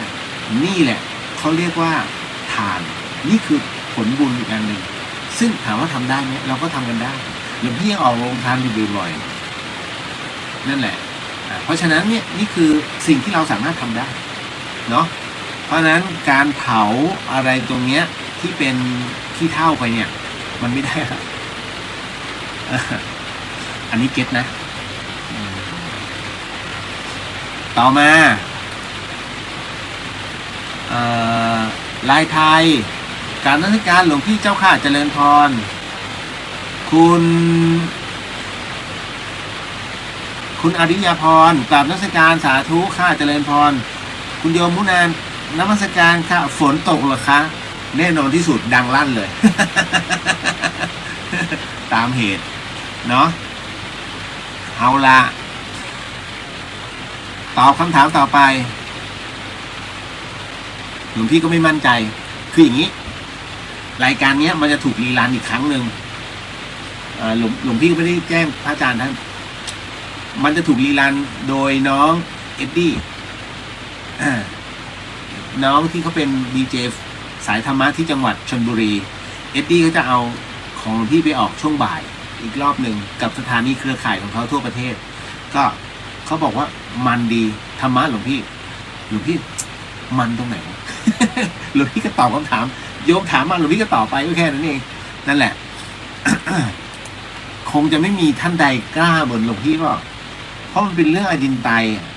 แต่ว่าเราไม่ค่อยกลัวเพราะว่าเราผ่านประสบการณ์ตรงนั้นมาแล้วไงก็อย่างวันนี้ที่เกือบจะเอาชีวิตไม่รอดเพราะว่ามันกระตุ้นปุ๊บอย่างนั้นจริงๆนะไหนๆก็ไหนๆแล้วก็เลยต้องถามเดี๋ยวนะท่านคะพอดีพระท่านยืมของไปเพื่อใช้งานแล้วคราวนี้ท่านยังไม่ได้ส่งกลับก็มรณภาพไปเสียก่อนพอโทรไปถามผู้อื่นท่านอื่นก็ไม่รู้ไม่เห็นหรืออาจรู้แต่ไม่คืนแบบนี้ถือเป็นอทินนาทานไหมคะเป็นพระเครื่องค่ะโอ้เดี๋ยวนะคือถ้ากรณีแบบนี้แล้วพระยืมมาใช่ไหมแต่พอยังไม่ทันจะส่งคืนปรากฏท่านมรณภาพก่อนมันคนละเรื่องกันแล้วนั่นคืออันนี้คือสุดวิสัยท่านไม่ได้มีเจตนาจะขโมยถูกไหมแต่คราวนี้ไม่ว่าจะเป็นพระหรือว่าลูกศิษย์ที่อยู่กับท่านอย่างเงี้ยไม่มีใครรู้เรื่องก็เลยไม่กล้าที่จะบอกว่าเฮ้ยอันนี้เหรอหลวงพี่ยกตัวอย่างนะอย่างกรณีสมมุตินะอันนี้สมมุตินะคุณโยมอย่างกรณีของหลวงพี่ภัสกรเนี่ยพระอาจารย์ภัสกรเป็นผู้ที่ชอบเล่นพระท่านมีเยอะมากนั่นน่ะคือมีทั้งของท่านแล้วก็ขอจากหลวงพี่ไปบางส่วน มีแต่ของท่านจะเยอะโอ้ย ของหลวงพี่ท่านเป็นพันองค์อ่ะแต่จำได้ว่าน่าจะขอจากหลวงพี่ไปประมาณ10 กว่าองค์แค่นั้นคือเศษเสี้ยวก็ให้ท่านแต่คราวนี้สมมุติว่าหลวงพี่ท่านไปพบไปเจอคุณโยมแล้วท่านบอกอุ้ยขอเอามาถ่ายรูปหน่อยแล้วเดี๋ยวคืนให้เนี่ยปรากฏว่ามาเกิดเหตุซะก่อนแล้วท่านไม่ได้คืนไม่ทันได้คืนท่านไม่ได้อดินานะมันมีเหตุที่บุพกรรมตรงนั้นตัดรอนลงเพราะฉะนั้นคนที่จะต้องสอบถามก็คือ1ลูกศิษย์หรือหลวงพี่กับพระที่ประจำอยู่ที่ธรรมสถานเพราะนั้นกรณีอย่างเงี้ยท่านเป็นผู้ที่ชอบเล่นพระแต่คุณโยมบอกเนี่ยเอาพระเครื่องไปมันพูดยากท่านมีเป็นพันๆเลยแล้วองค์ไหนล่ะถูกไหมแล้วองค์ไหนเพราะนั้นเราก็ไม่กล้าที่จะให้พอไม่กล้าที่จะให้เนี่ยถามว่าอดินาไหมไม่ใช่อดินานะแต่มันไม่สามารถจะจำแนกได้เพราะในเมื่อไม่จำแนกได้ต้องรออะไรรอให้คุณโยมขึ้นมาแล้วลองจำแนกดูว่าองค์ไหนของคุณโยมแค่นั้นเลยมันมีทริคแค่นั้นเลยเพราะว่ารูปอื่นท่านไม่รู้หรือว่าลูกศิษย์คนอื่นไม่รู้ไม่เห็นไม่นะอันนี้ต้องบอกไว้ก่อนไม่ใช่เป็นการขโมยเดี๋ยวจะบอกว่าเอ้ยมันก็น่าจะอยู่ในเครือข่ายไม่ใช่คนละเหตุปัจจัยต้องแยกให้ออกก่อนนะเรื่องราวตรงนี้หลวงอาที่ว่าการเพ่งกสิณคือสมาธิแล้วที่พวกผมเล่นเกมกันนี่ถือเป็นสมาธิใช่ไหมไม่ใช่อันนั้นเขาเรียกเล่นเกมแต่มันอยู่ในสมาธิไหมถูกเอาแล้วทำไมบอกไม่ใช่มันเป็นการจดจ่อกับจอมือถือเพื่อจะเล่นเกมถูกไหมแต่มันเป็นสมาธิแบบไร้กำลังเขาเรียกเปล่าประโยชน์คือการเพ่งกสิณเนี่ยคือการเพ่งสมาธิอย่างสมมติหลวงพี่ยกตัวอย่างกสิณไฟสมมติคุณโยมจุดเทียนตึ้งแล้วตั้งเอาไว้แล้วก็เพ่งมองมันมองจนมันว่างเปล่าอ่ะมองเห็นพื้นเห็นแสงสามารถคือเมื่อดับไปแล้วก็ยังเห็นเป็นตัวคลื่นของมันได้ไออย่างเงี้ยเพ่งจนมีสมาธิเพราะท้ายที่สุดแล้วมันดับไปมันมีสมาธิจิตมันเพ่งแต่ของโยมหลานเล่นเกม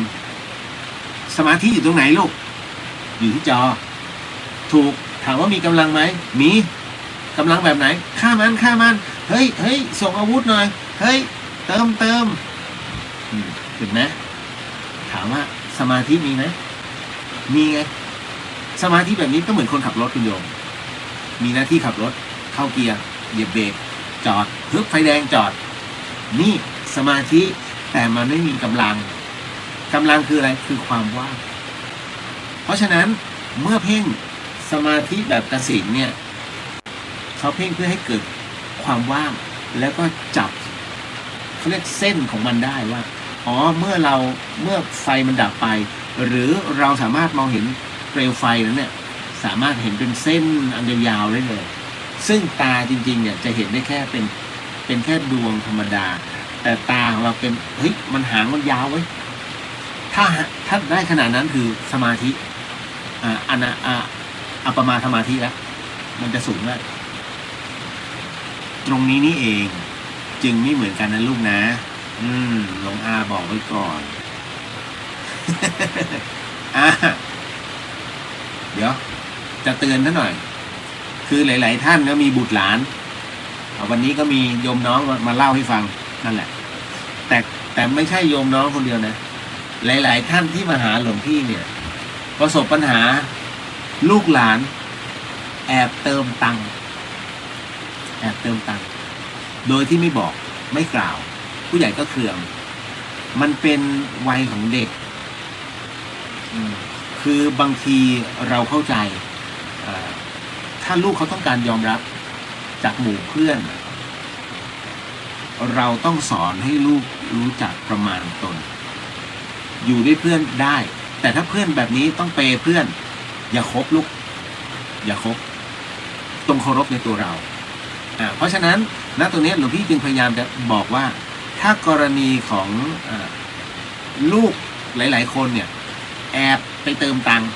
เอาไปเติมเกมเมื่อเสียหนึ่งอย่างต้องชดใช้หนึ่งอย่างหลวงพี่บอกให้ทำงานบ้านชดใช้เอาไปเท่าไหร่10,000ใช่ไหมคำนวณก่อนเพราะฉะนั้นต้องทำงานกี่วันเพื่อที่จะให้พนักงานเขาทำงานเป็นเดือนเอา15 วันต้องถูบ้านทุกวันปัดกวาดทุกวันนี่เป็นการชดใช้นี่คือสิ่งถ้าไม่ชดใช้เดี๋ยวเอามาปล่อยวัด ไม่เอาหรอกหลวงพี่ก็ไม่เอา ทำไมจึงเป็นเช่นนั้นอยู่บ้านยังเป็นนายสั่งพ่อแม่มาอยู่ตรงนี้มาให้สั่งพระเหรอ ไม่เอา นี่แหละแต่ถ้าเขาเต็มใจที่จะมาหลวงพี่ก็จะฝึกปรือให้กรณีตรงนั้นนะพอถึงนะตรงเนี้ยต้องบอกเลยว่าเด็กเนี่ยเขาต้องการยอมรับแม้กระทั่งเล่นเกมเขาจงเป็นกลุ่มของเขาก็ต้องการเป็นที่หนึ่งในกลุ่มของเขาเพราะนั้นเมื่อกูเติมแล้วต้องมีอาวุธมาเยอะๆเพื่อที่จะแจกเพื่อนได้หรือว่าสู้กันได้เพราะฉะนั้นตรงเนี้ยนั่นแหละต้องอธิบายให้ลูกฟังลูกไม่จำเป็นเสมอไปคนเราไม่จำเป็นต้องเป็นผู้นำเสมอไปถอยมาสักก้าวหนึ่งเพื่อดูคนอื่นได้ถ้าคนอื่นมันจะไม่ครบปล่อยมันนี่เพราะฉะนั้นลูกจะได้เพื่อนแท้ก็แต่เมื่อเพื่อนคนนั้นมาคบลูกจริงๆจบเอาล่ะต่อมาอันเนี้ยสำคัญมีผู้ถามหลวงก้าวบอกว่ากราบนมัสการหลวงพี่ครับเจริญพรกุ๊บกิ๊บอ่านบทความหลวงพี่วันนี้ใจหายเลยเจ้าค่ะขอให้แข็งแรงตามเดิมนะเจ้าค่ะสาธุจะพยายามเพราะตอนนี้ก็เริ่มดีขึ้นว่ากันว่าก่อนตายนั้นเราจะเห็นคนตายหรือคนมารอรับจริงไหมครับตอบยาก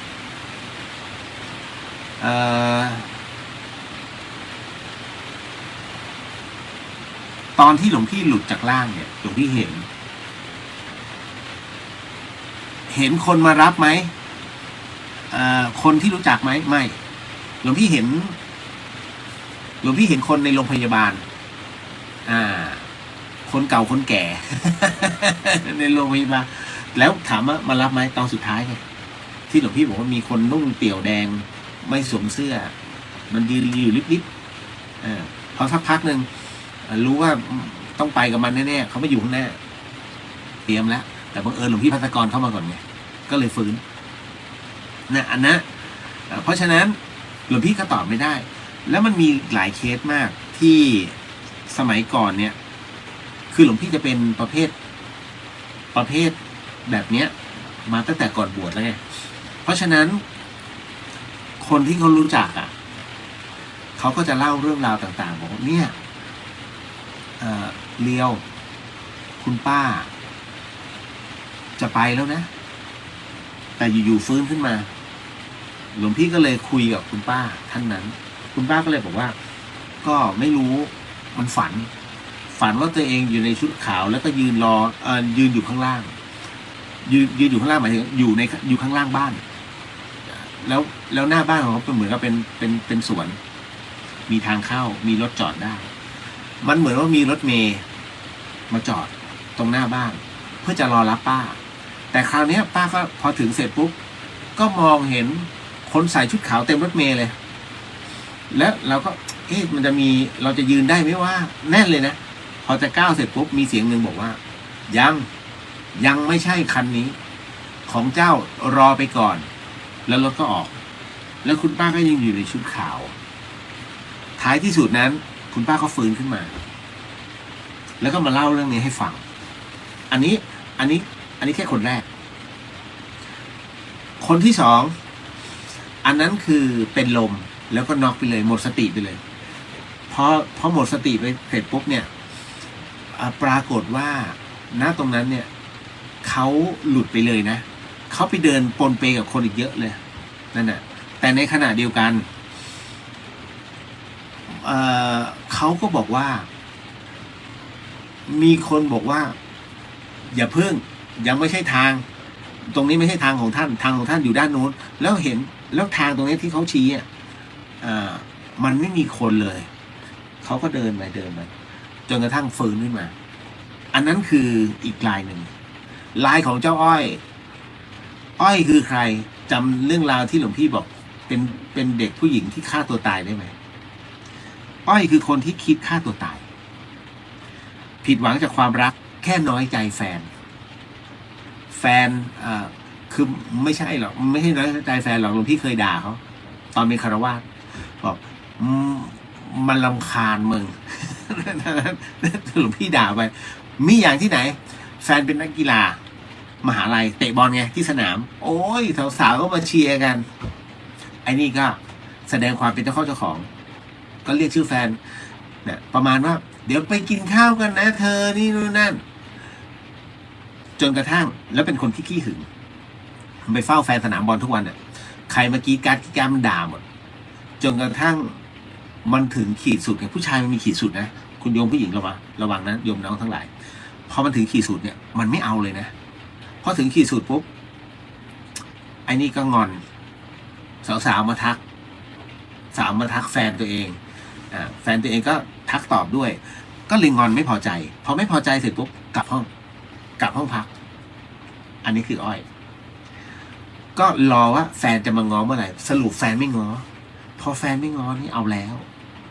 ปฏิบัติการประท้วงแฟนเกิดขึ้นแล้ววันที่เกิดเหตุอันนี้คือโยมที่เขาฆ่าตัวตายนะวันที่เกิดเหตุเป็นวันที่เธอมีนัดกับกลุ่มเพื่อนถ้าเชียงใหม่ก็จะเป็นผับแห่งหนึ่งแล้วกันดังๆหน่อยแต่ตอนนี้แก่แล้วใครเที่ยวขับนี้แก่มาก ก็เสร็จปุ๊บ2 ทุ่มแล้วทำไม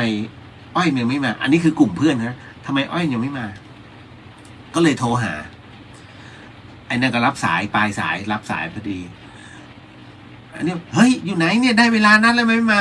เสียงอ้อยบอกเฮ้ยช่วยด้วยปุ๊บแล้วก็นั่นเลยเพื่อนพยายามโทรหาหลายรอบไม่ติดก็คิดเลยว่าต้องมีอะไรไม่ดีแน่เลยก็เลยไปที่หอพักปรากฏว่าสิ่งที่พบสิ่งที่เจอคือรปภไม่ให้ขึ้นเนี่ยเพื่อนน้องเนี่ยไม่รู้เป็นอะไรหรือเปล่าอยู่ในห้องนี้หมายเลขนี้เนี่ยไปช่วยหน่อยไม่ได้ครับขึ้นไม่ได้ครับถ้าไม่ใช่อยู่ในหอนี้ขึ้นไม่ได้ครับก็เลยต้อง100 บาทพอ100 บาทขึ้นได้ครับไปเดี๋ยวไปด้วยกัน แล้วพอตามเสร็จปุ๊บเฮ้ยห้องเปิดไม่ได้มันถูกล็อกจากข้างในพังเลยพังไม่ได้ครับเสียเงินครับพังไม่ได้ครับเดี๋ยวผมถูกไล่ออกให้อีก100พังเดี๋ยวประตูฉันรับผิดชอบเองแค่100 บาทรปภก็มีกำลังในการพังประตูก็เลยถีบประตูเข้าไปปรากฏพอถีบประตูเข้าไปเสร็จปุ๊บอ้อยนอนกองอยู่หน้าห้องน้ำข้างนอกเลือดที่ข้อมือไหลเชือดโดยทุกคนรีบนำส่งโรงพยาบาล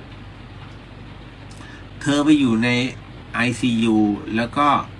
ไปนอนพักฟื้นคือคุณหมอจนช่วยชีวิตทันไปพักฟื้นอยู่ประมาณ3-4 วันขึ้นมาภาพที่เห็นมาตอนตื่นนอกจากคุณหมอแล้วเนี่ยก็ยังเห็นพ่อแม่แล้วก็เพื่อนคนนั้นกอดใหญ่เลยกอดคือเรื่องของเรื่องที่เชือดข้อมือน้อยใจแฟนถามว่าผู้ชายผิดไหมไม่ได้เกี่ยวเขาเลยมันไปฆ่าตัวตายเองนะแล้วท้ายที่สุดปรากฏว่าก็อ้อยก็เลยบอกว่าเพื่อนเขาถามอ้อยถามว่าเรานอนไปกี่คืนเพื่อนบอก3 คืนแล้วเป็นไงบ้างเห็นเลยไหมอ้อยก็เลยเล่าให้ฟังว่าตอนที่ไม่รู้สึกตัวเนี่ยเหมือนตัวเองนั้นหลุดออกไปท่ามกลางหมู่คนเป็นหมื่นเป็นพันแต่ไม่มีการเบียดกันแล้วปรากฏว่ามองซ้ายมองขวามันแปลกมันสุดลูกหูลูกตาเลยแต่มันเหมือนกับมีทางเขาเรียกเหมือนเป็นทางลับขึ้นชั้นลอยปรากฏว่ามีมือหนึ่งอันใหญ่จิกเข้าไปที่หัวแล้วอ้อยบอกเจ็บมากพี่แล้วพอดึงเสร็จปุ๊บเนี่ยผู้หญิงไงจะผมยาว แม้จะเป็นวิญญาณแต่ก็ยังมีความรู้สึกนึกคิดเพราะมันเป็นวิญญาณกับวิญญาณที่เจอกันพอจิกหัวโอ้ยไม่เอาปัดสักพักหนึ่งมันทนแรงไม่มันสู้แรงไม่ได้ไงก็เลยจิกแล้วก็ลากขึ้นไปชั้นลอยขึ้นเสร็จปุ๊บอ้อยก็มองซ้ายมองขวาทั้งที่ไอ้มือนั้นยังจิกอยู่ที่หัวนะมองซ้ายมองขวามีเหมือนเธอเนี่ยเยอะเลยเป็นร้อยแล้วจากนั้นเสร็จปุ๊บสักพักหนึ่งเสื้อผ้าหลุดพอหลุดตัวเองก็อายด้วยความเป็นผู้หญิงก็ปิดแต่ลืมไปที่หัวยังโดนจิกอยู่ก็ปิดป้องอย่างไรก็แล้วแต่มันคือห่วงของวิญญาณมันเป็นห่วงของปรโลกเดี๋ยวที่หลวงพี่เล่าฟังหูไว้หูนะฟังหูไว้หูอย่าใช้อย่าเชื่อแต่ให้ทำความเข้าใจในเรื่องที่หลวงพี่เล่าให้ฟังพอถูกจิกเนี่ยแล้วก็ลากอ้อยมันเห็นแล้วว่าข้างหน้าเป็นน้ำตกตายแล้วฉันทั้งล่อนจ้อนแบบนี้เนี่ยนะแล้วจะให้ฉันเข้าไปในน้ำตกเนี่ยนะหนาวแย่ก็ถูกลากเข้าไปปรากฏว่าไอตอนที่ลากเข้าไปเนี่ยน้ำกรดเขาเรียกน้ำตกนะมันเหมือนเป็นน้ำกรดเหมือนเป็นน้ำที่มีไฟลุกเต็มไปหมดเลยร้อนลวกทั้งตัวเนื้อหนังมังสาเริ่มหายอ้อยบอกเลยโอ้พี่ตอนนั้นน่ะเนื้อแทบจะไม่มีแล้วแต่มันร้องมันไม่รู้จะร้องออกมาเป็นความเจ็บปวดอย่างไรนี่แหละพอเสร็จปุ๊บก็ดึงออกมาพอพ้นเนี่ยตัวเองมีหนังติดหัวอยู่นิดนึงผมเผาไปหมดทุกอย่างเนี่ยไอ้ที่บอกว่าสวยเต่งตึงเรียบร้อยเป็นเหลือแต่ที่โครงมองเห็นตัวเองเป็นที่โครงมองซ้ายมองขวาทุกคนไปที่โครงหมดเลยแล้วก็โดนจิกมาพอเสร็จปุ๊บก็มองเห็นว่าเฮ้ยมีหมา2 ตัวนั่งอยู่ตาแดงก่ำเลยเขี้ยวอยู่ข้างนอกหมานรกก็เห็นว่ามีไกลๆมีเหมือนกับคนหนีหมาเมื่อจัดการตะคุบกัดงับฉีกดึงเจ็บปวดเลยเสร็จปุ๊บมาถึงคราวนี้สักครู่หนึ่งมือนั้นหายไป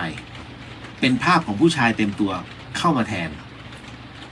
เพราะฉะนั้นผู้ชายคนนี้มีอำนาจในเรื่องของการบังคับตัวของแต่ละคนเนี่ยที่นั่งอยู่มีอำนาจบังคับแล้วคราวนี้ก็คือยมทูตนั่นแหละไม่มีอำนาจบังคับ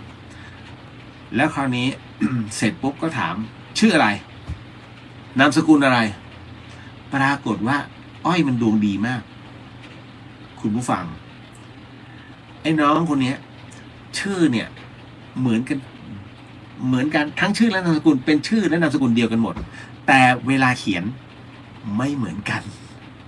พอไม่เหมือนกันเสร็จปุ๊บเอามาผิดเลยอ้อยบอกท่านอุทานว่าเอามาผิดให้เอาไปเก็บให้เอากลับไปมันยังไม่ถึงที่ณตรงนั้นนั่นเองตอนแรกขออภัยหลวงพี่เล่าข้ามพอไอ้ตอนที่มันมีที่มองซ้ายมองขวาแล้วเห็นทุกคนเหมือนในโครงกระดูกปรากฏว่ายมทูตเนี่ยเขาปรากฏเต็มตัวแล้วก็จิกกดหัวลงพอกดหัวลงเสร็จปุ๊บเนี่ยก็ต้องคุกเข่าตอนคุกเข่าเนี่ยอ้อยมองเห็นทั้งซ้ายและขวาเหมือนกับถูกลงโทษโดยการมีเหล็กเหลาอันยาวนิดนึงง้างขึ้นมาแล้วก็เสียบเข้าไปที่ตัวโครงแม้จะเป็นโครงกระดูกแต่ก็ต้องเสียบทะลุชึกลงมาเข้าไปที่ปากทะลุนะคราวนี้อ้อยบอกอุ๊ยตายแล้วกูต้องโดนแบบนั้นใช่ไหมเขาง้างขึ้นมาแล้วคือแค่ง้างมือแล้วอยู่ไอ้เหล็กแหลมหลาวยาวเนี่ยมันโผล่ขึ้นมาแล้วง้างเตรียมจะพุ่งแล้วปรากฏมีเสียงหนึ่งบอกว่าหยุดไม่เอามาผิดตัวชื่อเดียวกันนามสกุลเดียวกันแต่มันเขียนคนละอย่างเอาไปเก็บเอาไปส่งอ้อยบอกว่ามือของยมทูตที่เป็นเหล็กเหลาหายไปแล้วก็จากนั้นยมทูตก็บอกว่าให้เดินผ่านน้ำตกไปฉันเหลือแต่ที่โครงขนาดนี้ถ้าผ่านน้ำตกไปกูไม่เหลือแค่ขี้เถ้าเลยแต่ท้ายที่สุดก็ท ทนแรงทัดทานไม่ได้โยมทูตก็เลยค่อยๆผลักออกไปผลักผ่านน้ำตกไอ้ตอนที่ผ่านน้ำตกอ้อยบอกว่าไม่ร้อนมันกลับกลายเป็นน้ำตกที่มีความเย็นฉ่ำเนื้อหนังกลับมาทีละส่วนจนพอมาถึงเสร็จปุ๊บพอพ้นน้ำตกนั้นเนื้อหนังมาครบ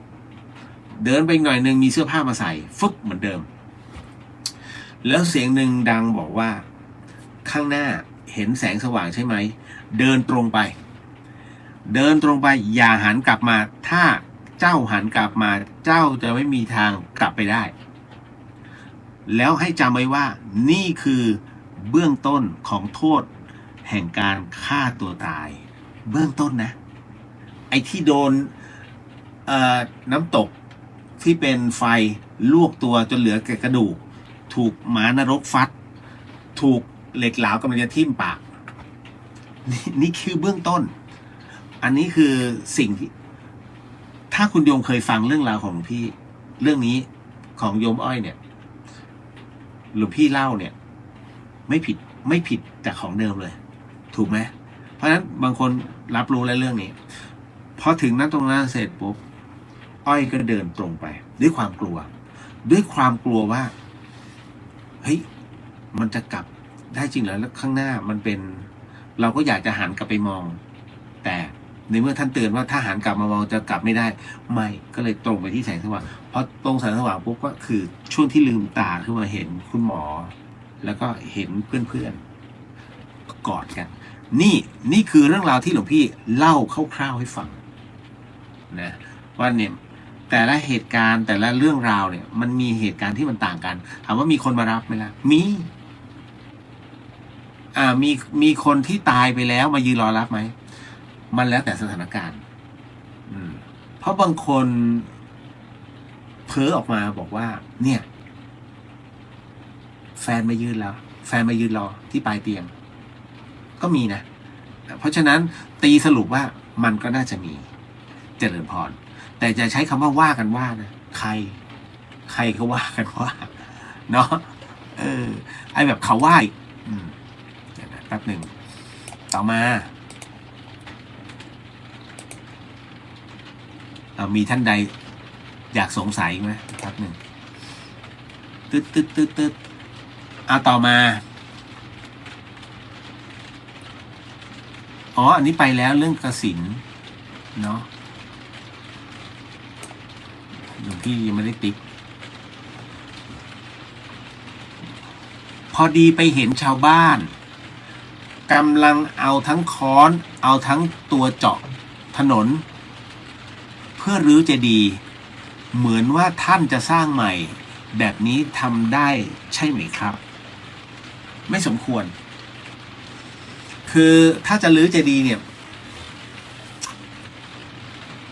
หลวงพี่เคยเห็นครั้งหนึ่งพวกพระนั่งแท็กเตอร์แล้วก็ไถเจดีย์เก่าทิ้งเลยนะมีที่เชียงใหม่นี่แหละแต่นานแล้วเป็น10 ปีแล้วคราวนี้ถ้าจะต้องทุบเจดีย์หลวงพี่จะบอกว่าเขาไม่นิยมทำเจดีย์เนี่ยนะสำคัญมากพระเจ้าอโศกท่านไม่ได้สร้างวัดพระเจ้าอโศกนั้นนำเอาพระสารีริกธาตุทั้งหมดขององค์พระสัมมาสัมพุทธเจ้าเนี่ยมาเฉลิมฉลองด้วยการทำมหาเจดีย์ไม่มีทำมหาวัดหรือมหาโบสถ์ไม่มีเจดีย์นี่คือที่ยิ่งใหญ่ที่สุดเพราะฉะนั้นคุณโยมไปทลายกันให้ระวังให้ดีนะอายุขัยจะสั้นลงเพราะฉะนั้นโดยปกติแล้วเขาจะสร้างเจดีย์ใหม่ครอบเจดีย์เก่าเลยไม่มานั่งทุบกันนั่นน่ะไอ้เรื่องเจดีย์นี่นะหลวงพี่จะเล่าเรื่องของวัดพระบาทน้ำทิพย์ที่สกลนครที่เพิ่งไปมาคือเมื่อก่อนเนี้ยก่อนที่เป็นวัดพระบาทน้ำทิพย์เนี่ยที่ตรงเนี้ยมันเป็นที่มันเป็นปลักเข้าใจใช่ไหมปลักก็คือเหมือนกับจะเป็นหนองน้ำก็ไม่เชิงจำเป็นปลักเล็กๆเพื่อให้ควายนั้นได้ไปนอนมันได้ไปนอนแช่ความเย็นของโคลนแล้วปรากฏว่าที่ตรงนี้สมัยก่อนอยู่ภูพานจังหวัดสกลนคร เป็นเป็นที่ของผู้ก่อการร้ายคอมมิวนิสต์ยึดครอง เพราะฉะนั้นผู้ก่อการร้ายคอมมิวนิสต์เนี่ยจะใช้น้ำตรงนี้ในเรื่องของการบรรเทาทุกข์ในค่ายของตัวเองอยู่เรื่อยๆพอถึงตรงนั้นเสร็จปุ๊บปรากฏว่าน้ำมันไม่เคยเหือดแห้งชาวบ้านก็เลยช่วยกันปาดเอาปากขึ้นเอาปากขึ้นจนมีชาวบ้านคนหนึ่งเนี่ยยืนขึ้นข้างบนแล้วก็มองลงมาเฮ้ยรอยเท้าคนก็เลยกวาดออกมาทั้งหมดมีทั้งหมดด้วยกัน7 รอยมากกว่าพระบาท4 รอยนะเพราะฉะนั้นเป็นพระบาทด้วยกันทั้งหมด7 รอยเท้าในการก้าวเดินก็เลยดีใจแต่ท้ายที่สุดแล้วเนี่ยก็พยายามนิมนต์พระมาแต่ละที่อยู่ไม่ได้สักรูปจนกระทั่งไม่ใช่รูปนี้นะจนกระทั่งรูปที่ตัดสินใจว่าจะมาทำการบูรณะเนี่ยก็เลยทำการก่อสร้างเจดีย์ข้างๆแต่ที่ตรงนั้นหลังจากที่เขาเรียกว่ามันเป็นพื้นที่ปกติแล้วมันจึงอยู่ในความดูแลของอุทยานภูพานป่าไม้เนี่ยของภูพานแต่ปรากฏว่าพระรูปนี้ไปก่อสร้างเจดีย์เอาไว้พอก่อสร้างเจดีย์เอาไว้เนี่ยท่านก็สวดทุกวันสวดทุกวันจนกระทั่งป่าไม้มาเจอไม่สร้างครับพอไม่สร้างเสร็จก็ต้องนิมนต์พระรูปนี้ออกไปข้างนอกแล้วทำการปรับพื้นที่ใหม่ป่าไม้จึงเอารถแท็กเตอร์มาไถเจดีย์ทิ้งปรากฏว่าไอ้ตอนไถเจดีย์เนี่ยรถแท็กเตอร์เสียก็เริ่มแปลกๆอันนี้คนที่เขาขับแท็กเตอร์เขาไม่กล้าทำต่อเจ้าหน้าที่ก็เลยทำเองก็นั่งแล้วไถพอไถไปเสร็จถล่มแต่หลังจากนั้นเป็นต้นมาคนที่อยู่ในเหตุการณ์เสียชีวิตหมดเลยนะแม้กระทั่งคนที่เป็นเจ้าของรถไถโดยแบบมีเหตุต่างๆที่เกิดขึ้นบอกแล้วมันเป็นเรื่องของอายุไข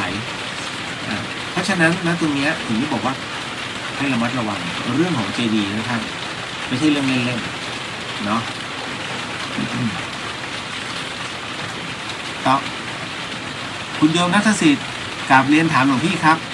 ถ้าเราเอาของไปแก้บน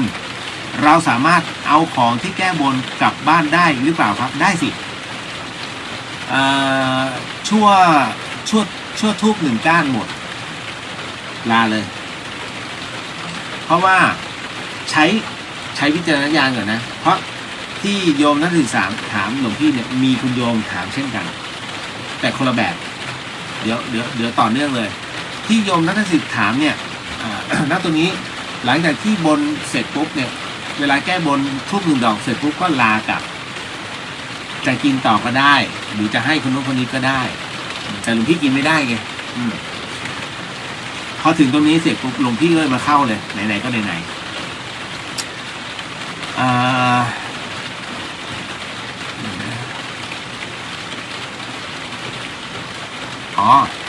พระมีพระแนะนำให้โยมไปซื้อเหล้าเพื่อบวงสรวงแบบนี้ผิดไหมคะจะเหลือเหรอพระนะจะเหลือเหรอผิดอะไรก็ตามที่เป็นข้อศีลคือข้อห้ามนะสำหรับพระข้อห้ามปฏิบัตินั่นคือวินัยไม่เหมือนกับโยมนั้นศีลหมายถึงว่าหากไม่ปฏิบัติเสียเลยหากไม่ผิดหากไม่ผิดเสียเลยจะดีกว่าแต่ไม่ได้ห้ามไงถูกไหมข้อศีลเนี่ยศีล 5เนี่ยหากไม่ผิดเสียเลยจะดีกว่านี่จะต้องบอกอย่างนี้เพราะฉะนั้นกรณีของที่พระแนะนำให้ไปซื้อเหล้าซื้อเบียร์เพื่อจะบวงสรวงแบบนี้ผิดไหมคะผิดสำหรับพระเพราะอะไรก็ตามที่ทำให้พร่องข้อศีลไม่สมควรจะทำเนาะและที่สำคัญบวงสรวงเนี่ยถ้าบวงสรวงแล้วใช้เหล้าไม่ใช่เทพนะไม่ใช่เทพผีนะเทพที่ไหนกินเหล้าถูกไหมก็เพราะว่าต้องเป็นผู้ที่มีศีลก่อนไงถึงจะเป็นเทพได้นี่ไง ฝากให้คิด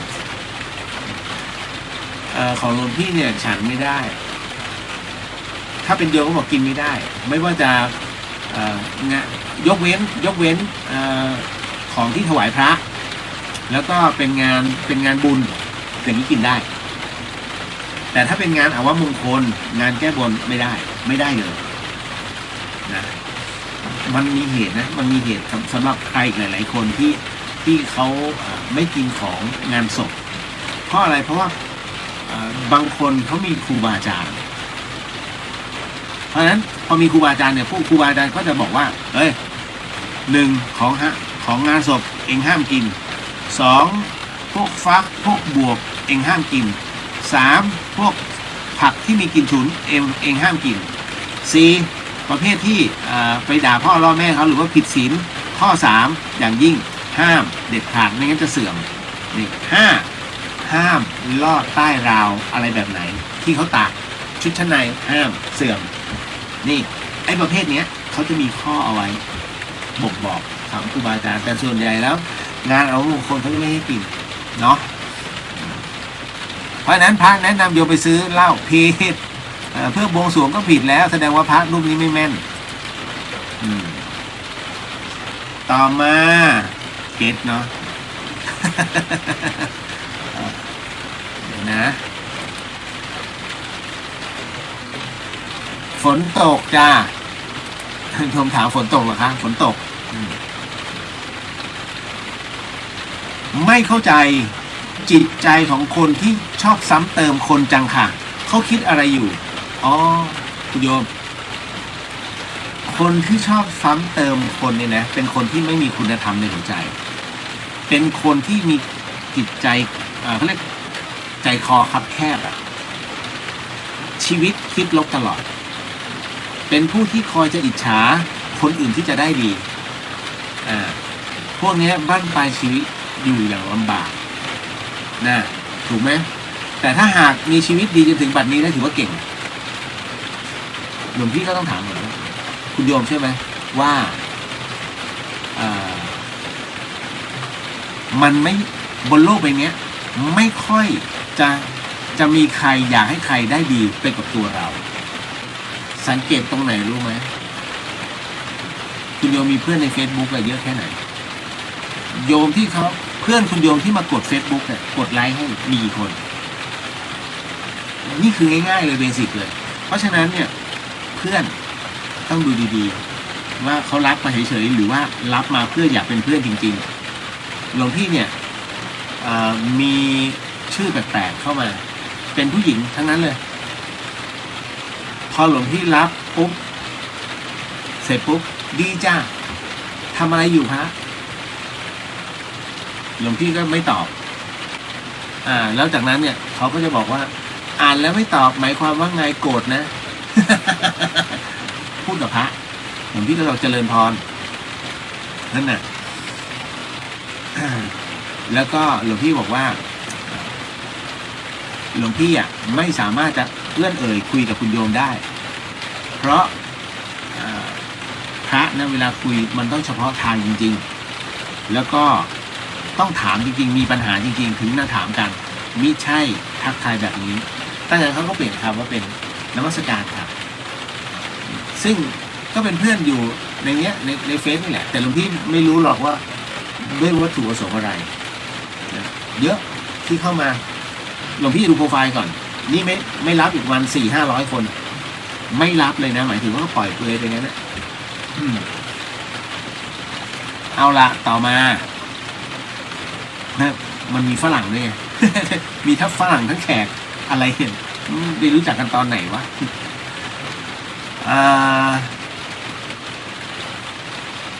ไม่เข้าใจจิตใจเขาใช่ไหมในพวกของการซ้ำเติมคนอย่างที่หลวงพี่บอกแหละเป็นผู้ที่จิตใจคับแคบเป็นผู้ที่ไม่มีคุณธรรมในหัวใจไม่มีฮีริโอตปะ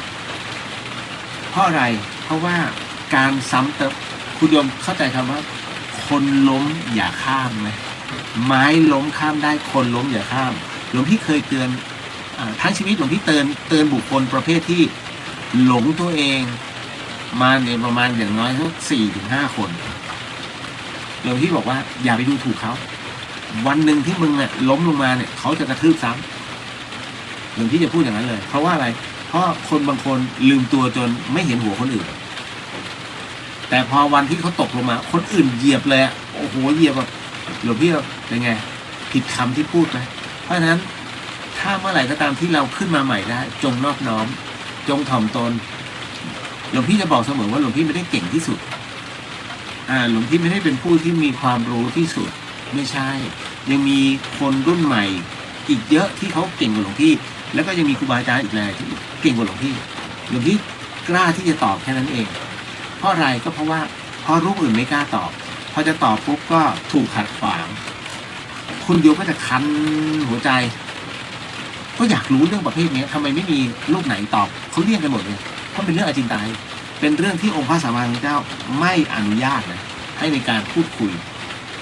ทำไมล่ะเพราะมันหมิ่นเหม่นะมันจะเถียงกันไงผีมีจริงผีไม่มีจริงผีมีจริงผีไม่มีจริงถูกไหมบางคนก็เชื่อว่ามีจริงบางคนก็เชื่อว่าไม่มีจริงถูกปะตายแล้วศูนย์ตายแล้วไม่ศูนย์ตายแล้วศูนย์ตายแล้วไม่ศูนย์นี่มันก็ทะเลาะเพราะฉะนั้นไม่พูดให้มันเป็นทั้งหมดเนี่ยให้เป็นปัจจตังเลยรู้ได้เฉพาะตนนี่แหละก็เลยเป็นที่มาที่ไปเนาะไม่เข้าใจว่าจิตใจของเขานั้นคิดอะไรอยู่คิดความเป็นอกุศลเพราะคนที่จะกระแนะกระแหนคนได้เนี่ยเป็นคนที่เขาเรียกว่ามีทัศนคติอันเป็นลบแล้วก็เฟ้นหาคำเป็นสต็อกคำเอาไว้ในหัวใจแล้วเพราะฉะนั้นในหัวใจคนนี้จึงเป็นผู้ที่มีพลังลบเยอะมากไม่ควรคบด้วยถ้าเป็นที่ไม่คบนะมึงต้องการตัวตนสูงไงไม่ไหวถ้าต้องเผชิญหน้ากับงูกับตะขาบเราควรฆ่าเขาไหมคะกลัวเขาทำร้ายคนในบ้านพระแนะนำไม่ได้นะถามแบบนี้ควรจะฆ่าหรือไม่ฆ่าแล้วแต่โยมเลยฆ่าไม่ฆ่าโยมต้องตัดสินใจถ้าหลวงพี่ไปบอกว่าให้ไปตามเจ้าหน้าที่มาจับซะคุณโยมจะทำไหมล่ะนั่นแหละนั่นคือทางออกหลวงพี่ก็ไปตามเจ้าหน้าที่มาเก็บซะระหว่างตะขาบกับงูนั่นแหละเดี๋ยวเจ้าหน้าที่เขาจัดการเองช่วยนะแต่จะบอกว่าก็ต้องฆ่ามันทั้งคู่ไม่ได้พระซวยเลยนะปาราชิกเลยฮะนั่นแหละไปยุยงให้คนอื่นเขาฆ่าสัตว์เนาะไม่ได้เพราะนั้นจงเลือกเอาช่างใจเอาตามน้ำหนักฝนลงนะ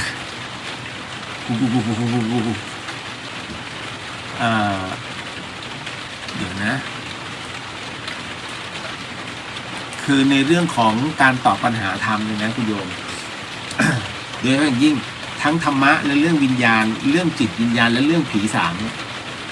มันใช้กำลังเยอะนี่พอผู้หลังจากที่เมื่อกี้ได้บรรยายทำลงไปเสร็จปุ๊บหัวใจของพี่เริ่มดีขึ้นจากที่มันวาบลงไปเพราะวันนี้บอกตามตรงถ้าหลวงพี่ไม่ไอในการปั๊มหัวใจอัตโนมัติหลวงพี่ไปแล้วจริงๆมันไปที่นี่คือตายก็ประมาณว่ามันเริ่มโน้มตัวลงแล้วไงทุกอย่างมันหลุดจากมือแล้วแรงมันหายเรารู้เลยหัวใจมันหยุดเต้นอยู่แป๊บนึงแต่ไม่ใช่ว่าหยุดไปเลยมันไม่ใช่แบบเหมือนแล้วพอเราไอแอคมันเหมือนปั๊มมาต้องทันทีทันใดนะนี่แหละหลวงพี่คะผีบังตานั้นมีจริงไหมเป็นอย่างไรคือหนูเอากระปุกวางไว้ที่โต๊ะในบ้านคุณโยมเรื่องนี้เนี่ยเดี๋ยวก่อนนะจงฟังหูไว้หูแล้วก็ใช้วิจารณญาณทุกครั้งในการรับฟังเรื่องราวประเภทนี้ข้อสำคัญอยากให้คุณโยมนั้นได้ฟังเป็นนิยายแล้วใช้หลักกลามสูตรในการพิจารณาโยมท่านนี้บอกว่าหลวงพี่คะผีบังตานั้นมีจริงไหมเป็นอย่างไรคะคือหนูเอากระปุกวางเอาไว้ที่โต๊ะในบ้านในห้องแล้วหนูก็กลับมาเพื่อที่จะหยอดกระปุกแต่มันไม่มีตอนแรกหนูก็ถามแม่ แม่ก็ไม่ได้เข้าห้องถามน้องน้องก็ไม่ได้เข้าห้องถามพ่อพ่อก็ไม่ได้เข้าห้องแล้วที่สำคัญหนูอะถือกุญแจคนเดียวเอ้าแล้วจะไปถามใครล่ะนั่นน่ะแต่พอหนูแต่พอตื่นขึ้นมาแต่พอเช้าตื่นขึ้นมาปรากฏว่ากระปุกก็อยู่ตรงที่เดิมนั่นแหละแม่ก็เลยบอกว่าผีบังตาเดี๋ยวมาเล่าให้ฟังครับคุณโยมนะอันนี้ถามหรือยังโยมนักศิษย์ถามว่ากราบเรียนถามครับหลวงพี่เครื่องรางสามารถเสื่อมได้หรือเปล่าจะเหลือเหรอเสื่อมสิอย่างของคุณโยมนักขุนเนี่ย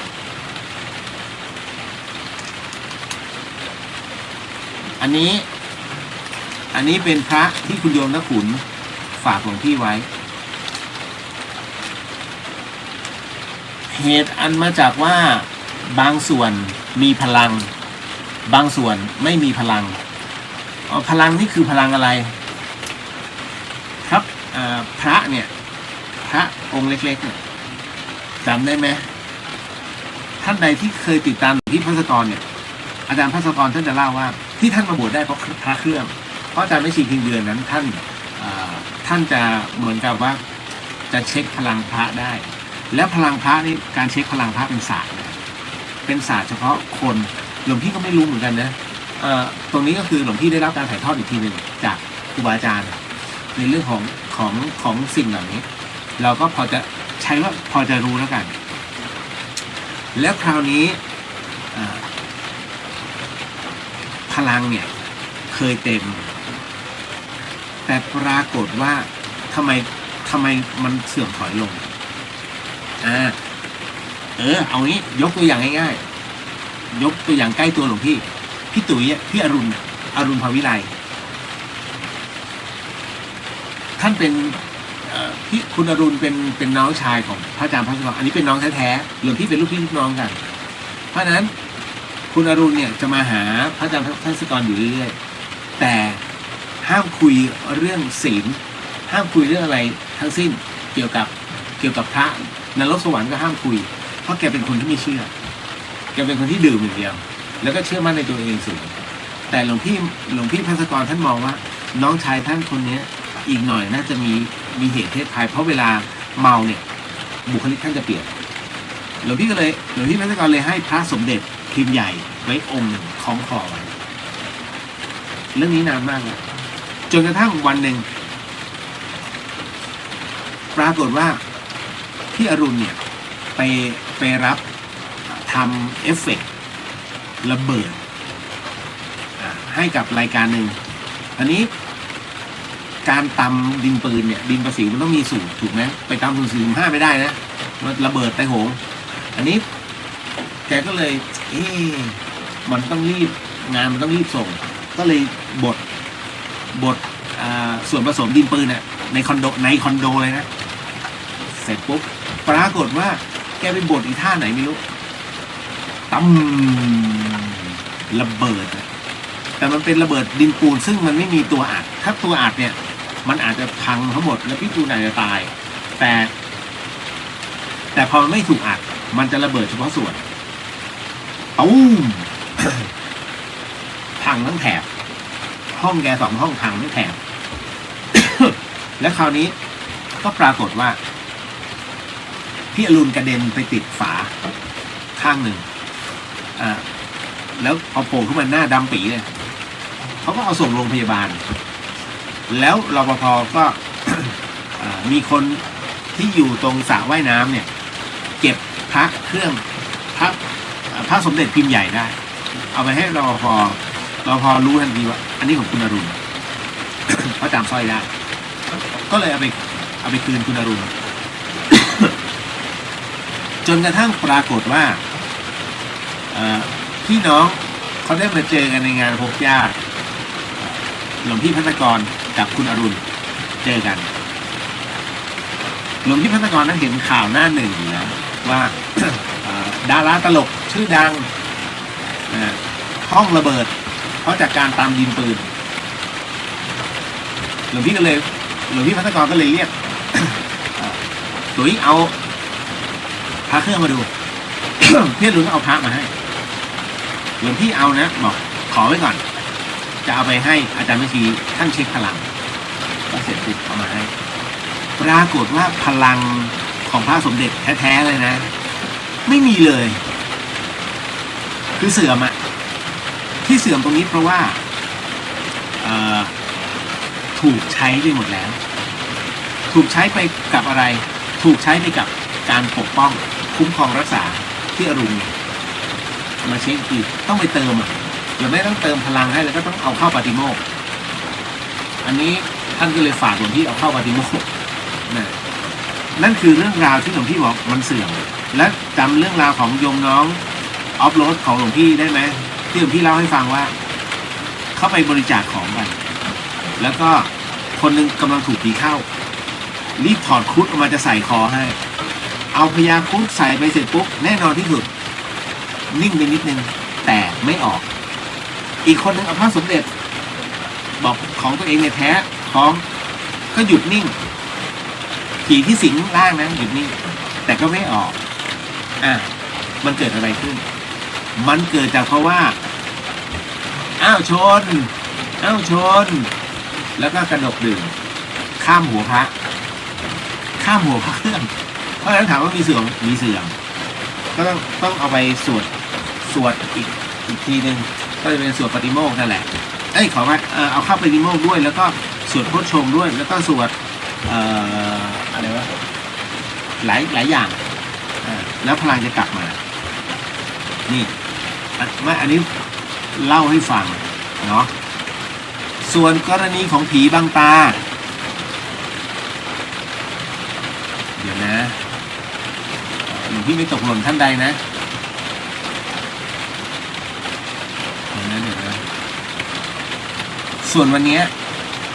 ที่คุณโยมทั้งหลายฝากความเป็นห่วงและระลึกถึงก็ขอโมทนาสาธุหลวงพี่ขอขอบคุณด้วยที่ห่วงสุขภาพหลวงพี่ มันเป็นเพราะหลวงพี่ประมาทในเรื่องของการยกของอันหนักหน่วงแต่คราวนี้ที่บอกเรื่องผีบังตาเรื่องกระปุกเนาะผีบังตามีจริงไหมสำหรับหลวงพี่นะตั้งแต่จัดรายการผีมาเนี่ยตลอดระยะเวลา10 ปีเรื่องของผีบังตามีเพราะฉะนั้นส่วนใหญ่แล้วเป็นเรื่องของการซ่อนแอบตอนกลางคืนเด็กๆเรื่องซ่อนแอบตอนกลางคืนเพราะฉะนั้นเรื่องราวตรงนี้หรือว่ากรณีแบบนี้พูดยากนะโยมแล้วถ้ามันเกิดขึ้นมันป้องกันลำบากเรื่องผีบังตามันบังตาแบบไหนหลวงพี่ก็ไม่รู้แต่รู้อย่างหนึ่งว่าอันนี้ที่พ่อแม่ครูบาอาจารย์เล่าให้ฟังก็คือมันก็อยู่เฉยๆนี่แหละแล้วเอามาปิดเอามือมาปิดเอาไว้แล้วเราก็มองซ้ายมองขวาทำไมหาไม่เจอวะมองซ้ายมองขวาถูกปิดเอาไว้แต่ว่าปิดในแบบนี้ในมิติเขาก็มีเด็กๆครอบครัวหนึ่งเล่นซ่อนแอบกันพอฟังปุ๊บทุกคนก็จะรู้แล้วปรากฏว่าทุกคนแอบหมดแต่ พอถึงเวลาปุ๊บไอคนที่หาต้องแปะก็หาเจอเหลือเด็กคนนี้คนเดียวหาเท่าไหร่ก็ไม่เจอจนกระทั่งคือเล่นกันตอนคืนแล้วเล่นกันตรงงานศพพอศพเขาเลิกสวดแล้วคราวนี้หาไม่เจอแล้วเดือดร้อนกันทั้งศาลาเลยจนอีกวันหนึ่งไปอยู่นครนายกเหตุเกิดที่เหตุเกิดที่กรุงเทพนะที่เขาเล่นซ่อนแอบกันแต่เด็กไม่ไปโผล่ที่นครนายกอันนี้เขาเรียกผีลักซ่อนไม่ใช่ผีบังตาแล้วเป็นผีลักซ่อนกรณีตรงไหนที่ใช้คำว่าผีบังตาได้บางบทไงรู้จักหรือเปล่าเมืองบางบทยกเปล่าหลวงพี่เลี้ยวฝนตกหนักหน้าฝนเลื่อนเทปูนเถอะเดี๋ยวงานเข้ายิ่งกว่านี้เจ้าค่ะขอดูก่อนก็ไม่เป็นไรมันแค่หลวงพี่เอาไวเมทเอาวางไว้อยู่แล้วขออภัยม้วนแล้ววางไว้ข้างฝาข้างทางอยู่แล้วก็เดี๋ยวดูกันอีกทีถ้ามีโอกาสเพราะช่วงกลางวันร้อนมากร้อนตามร้อนจนหลวงพี่วูบหัวใจจะหยุดเต้นไง วันนี้เพราะมันร้อนตรงนั้นจริงๆนะเพิ่งจะมาช่วงเกือบทุ่มเริ่มมีฝนนี่แหละขอบคุณมากนะตรงนี้ คือเมื่อกี้ถึงไหนแล้วลืมเลย คือในเรื่องของอะไรนะผีบังตานั่นน่ะ หลวงพี่ก็ไม่ค่อยรู้เรื่องตัวนี้ว่าตรงไหนแต่ว่าที่เขาเล่าไว้ครูบาอาจารย์เล่าไว้เนี่ยมันจะประมาณนี้แหละในส่วนของมิติของเขา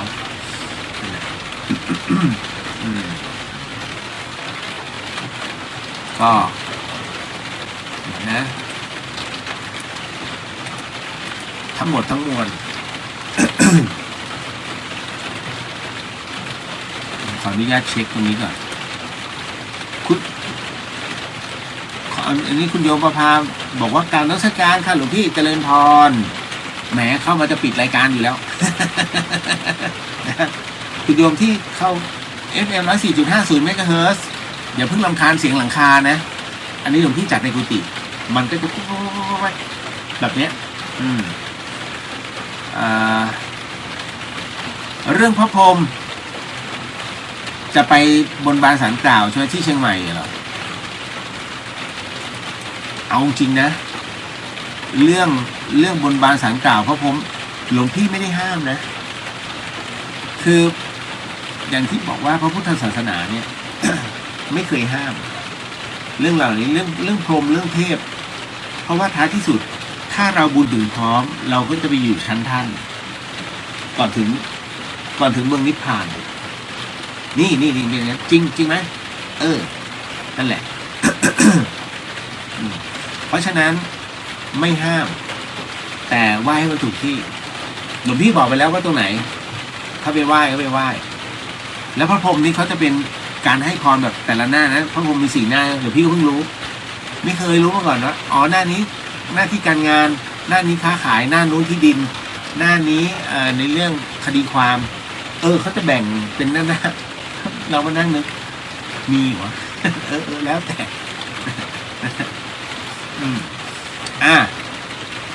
อย่างไรก็ตามคุณโยม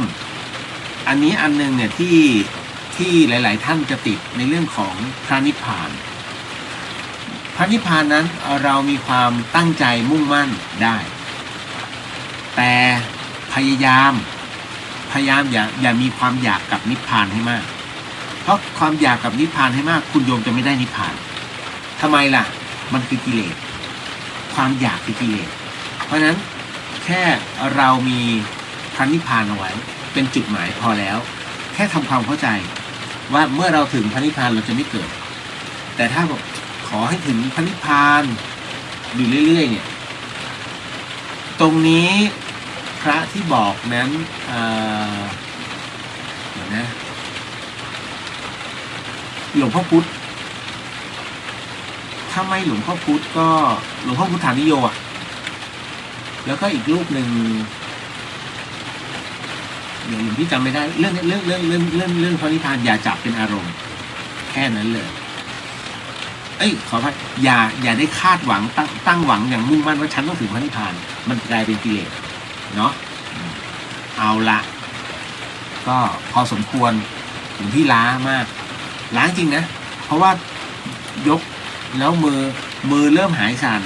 ใจเริ่ม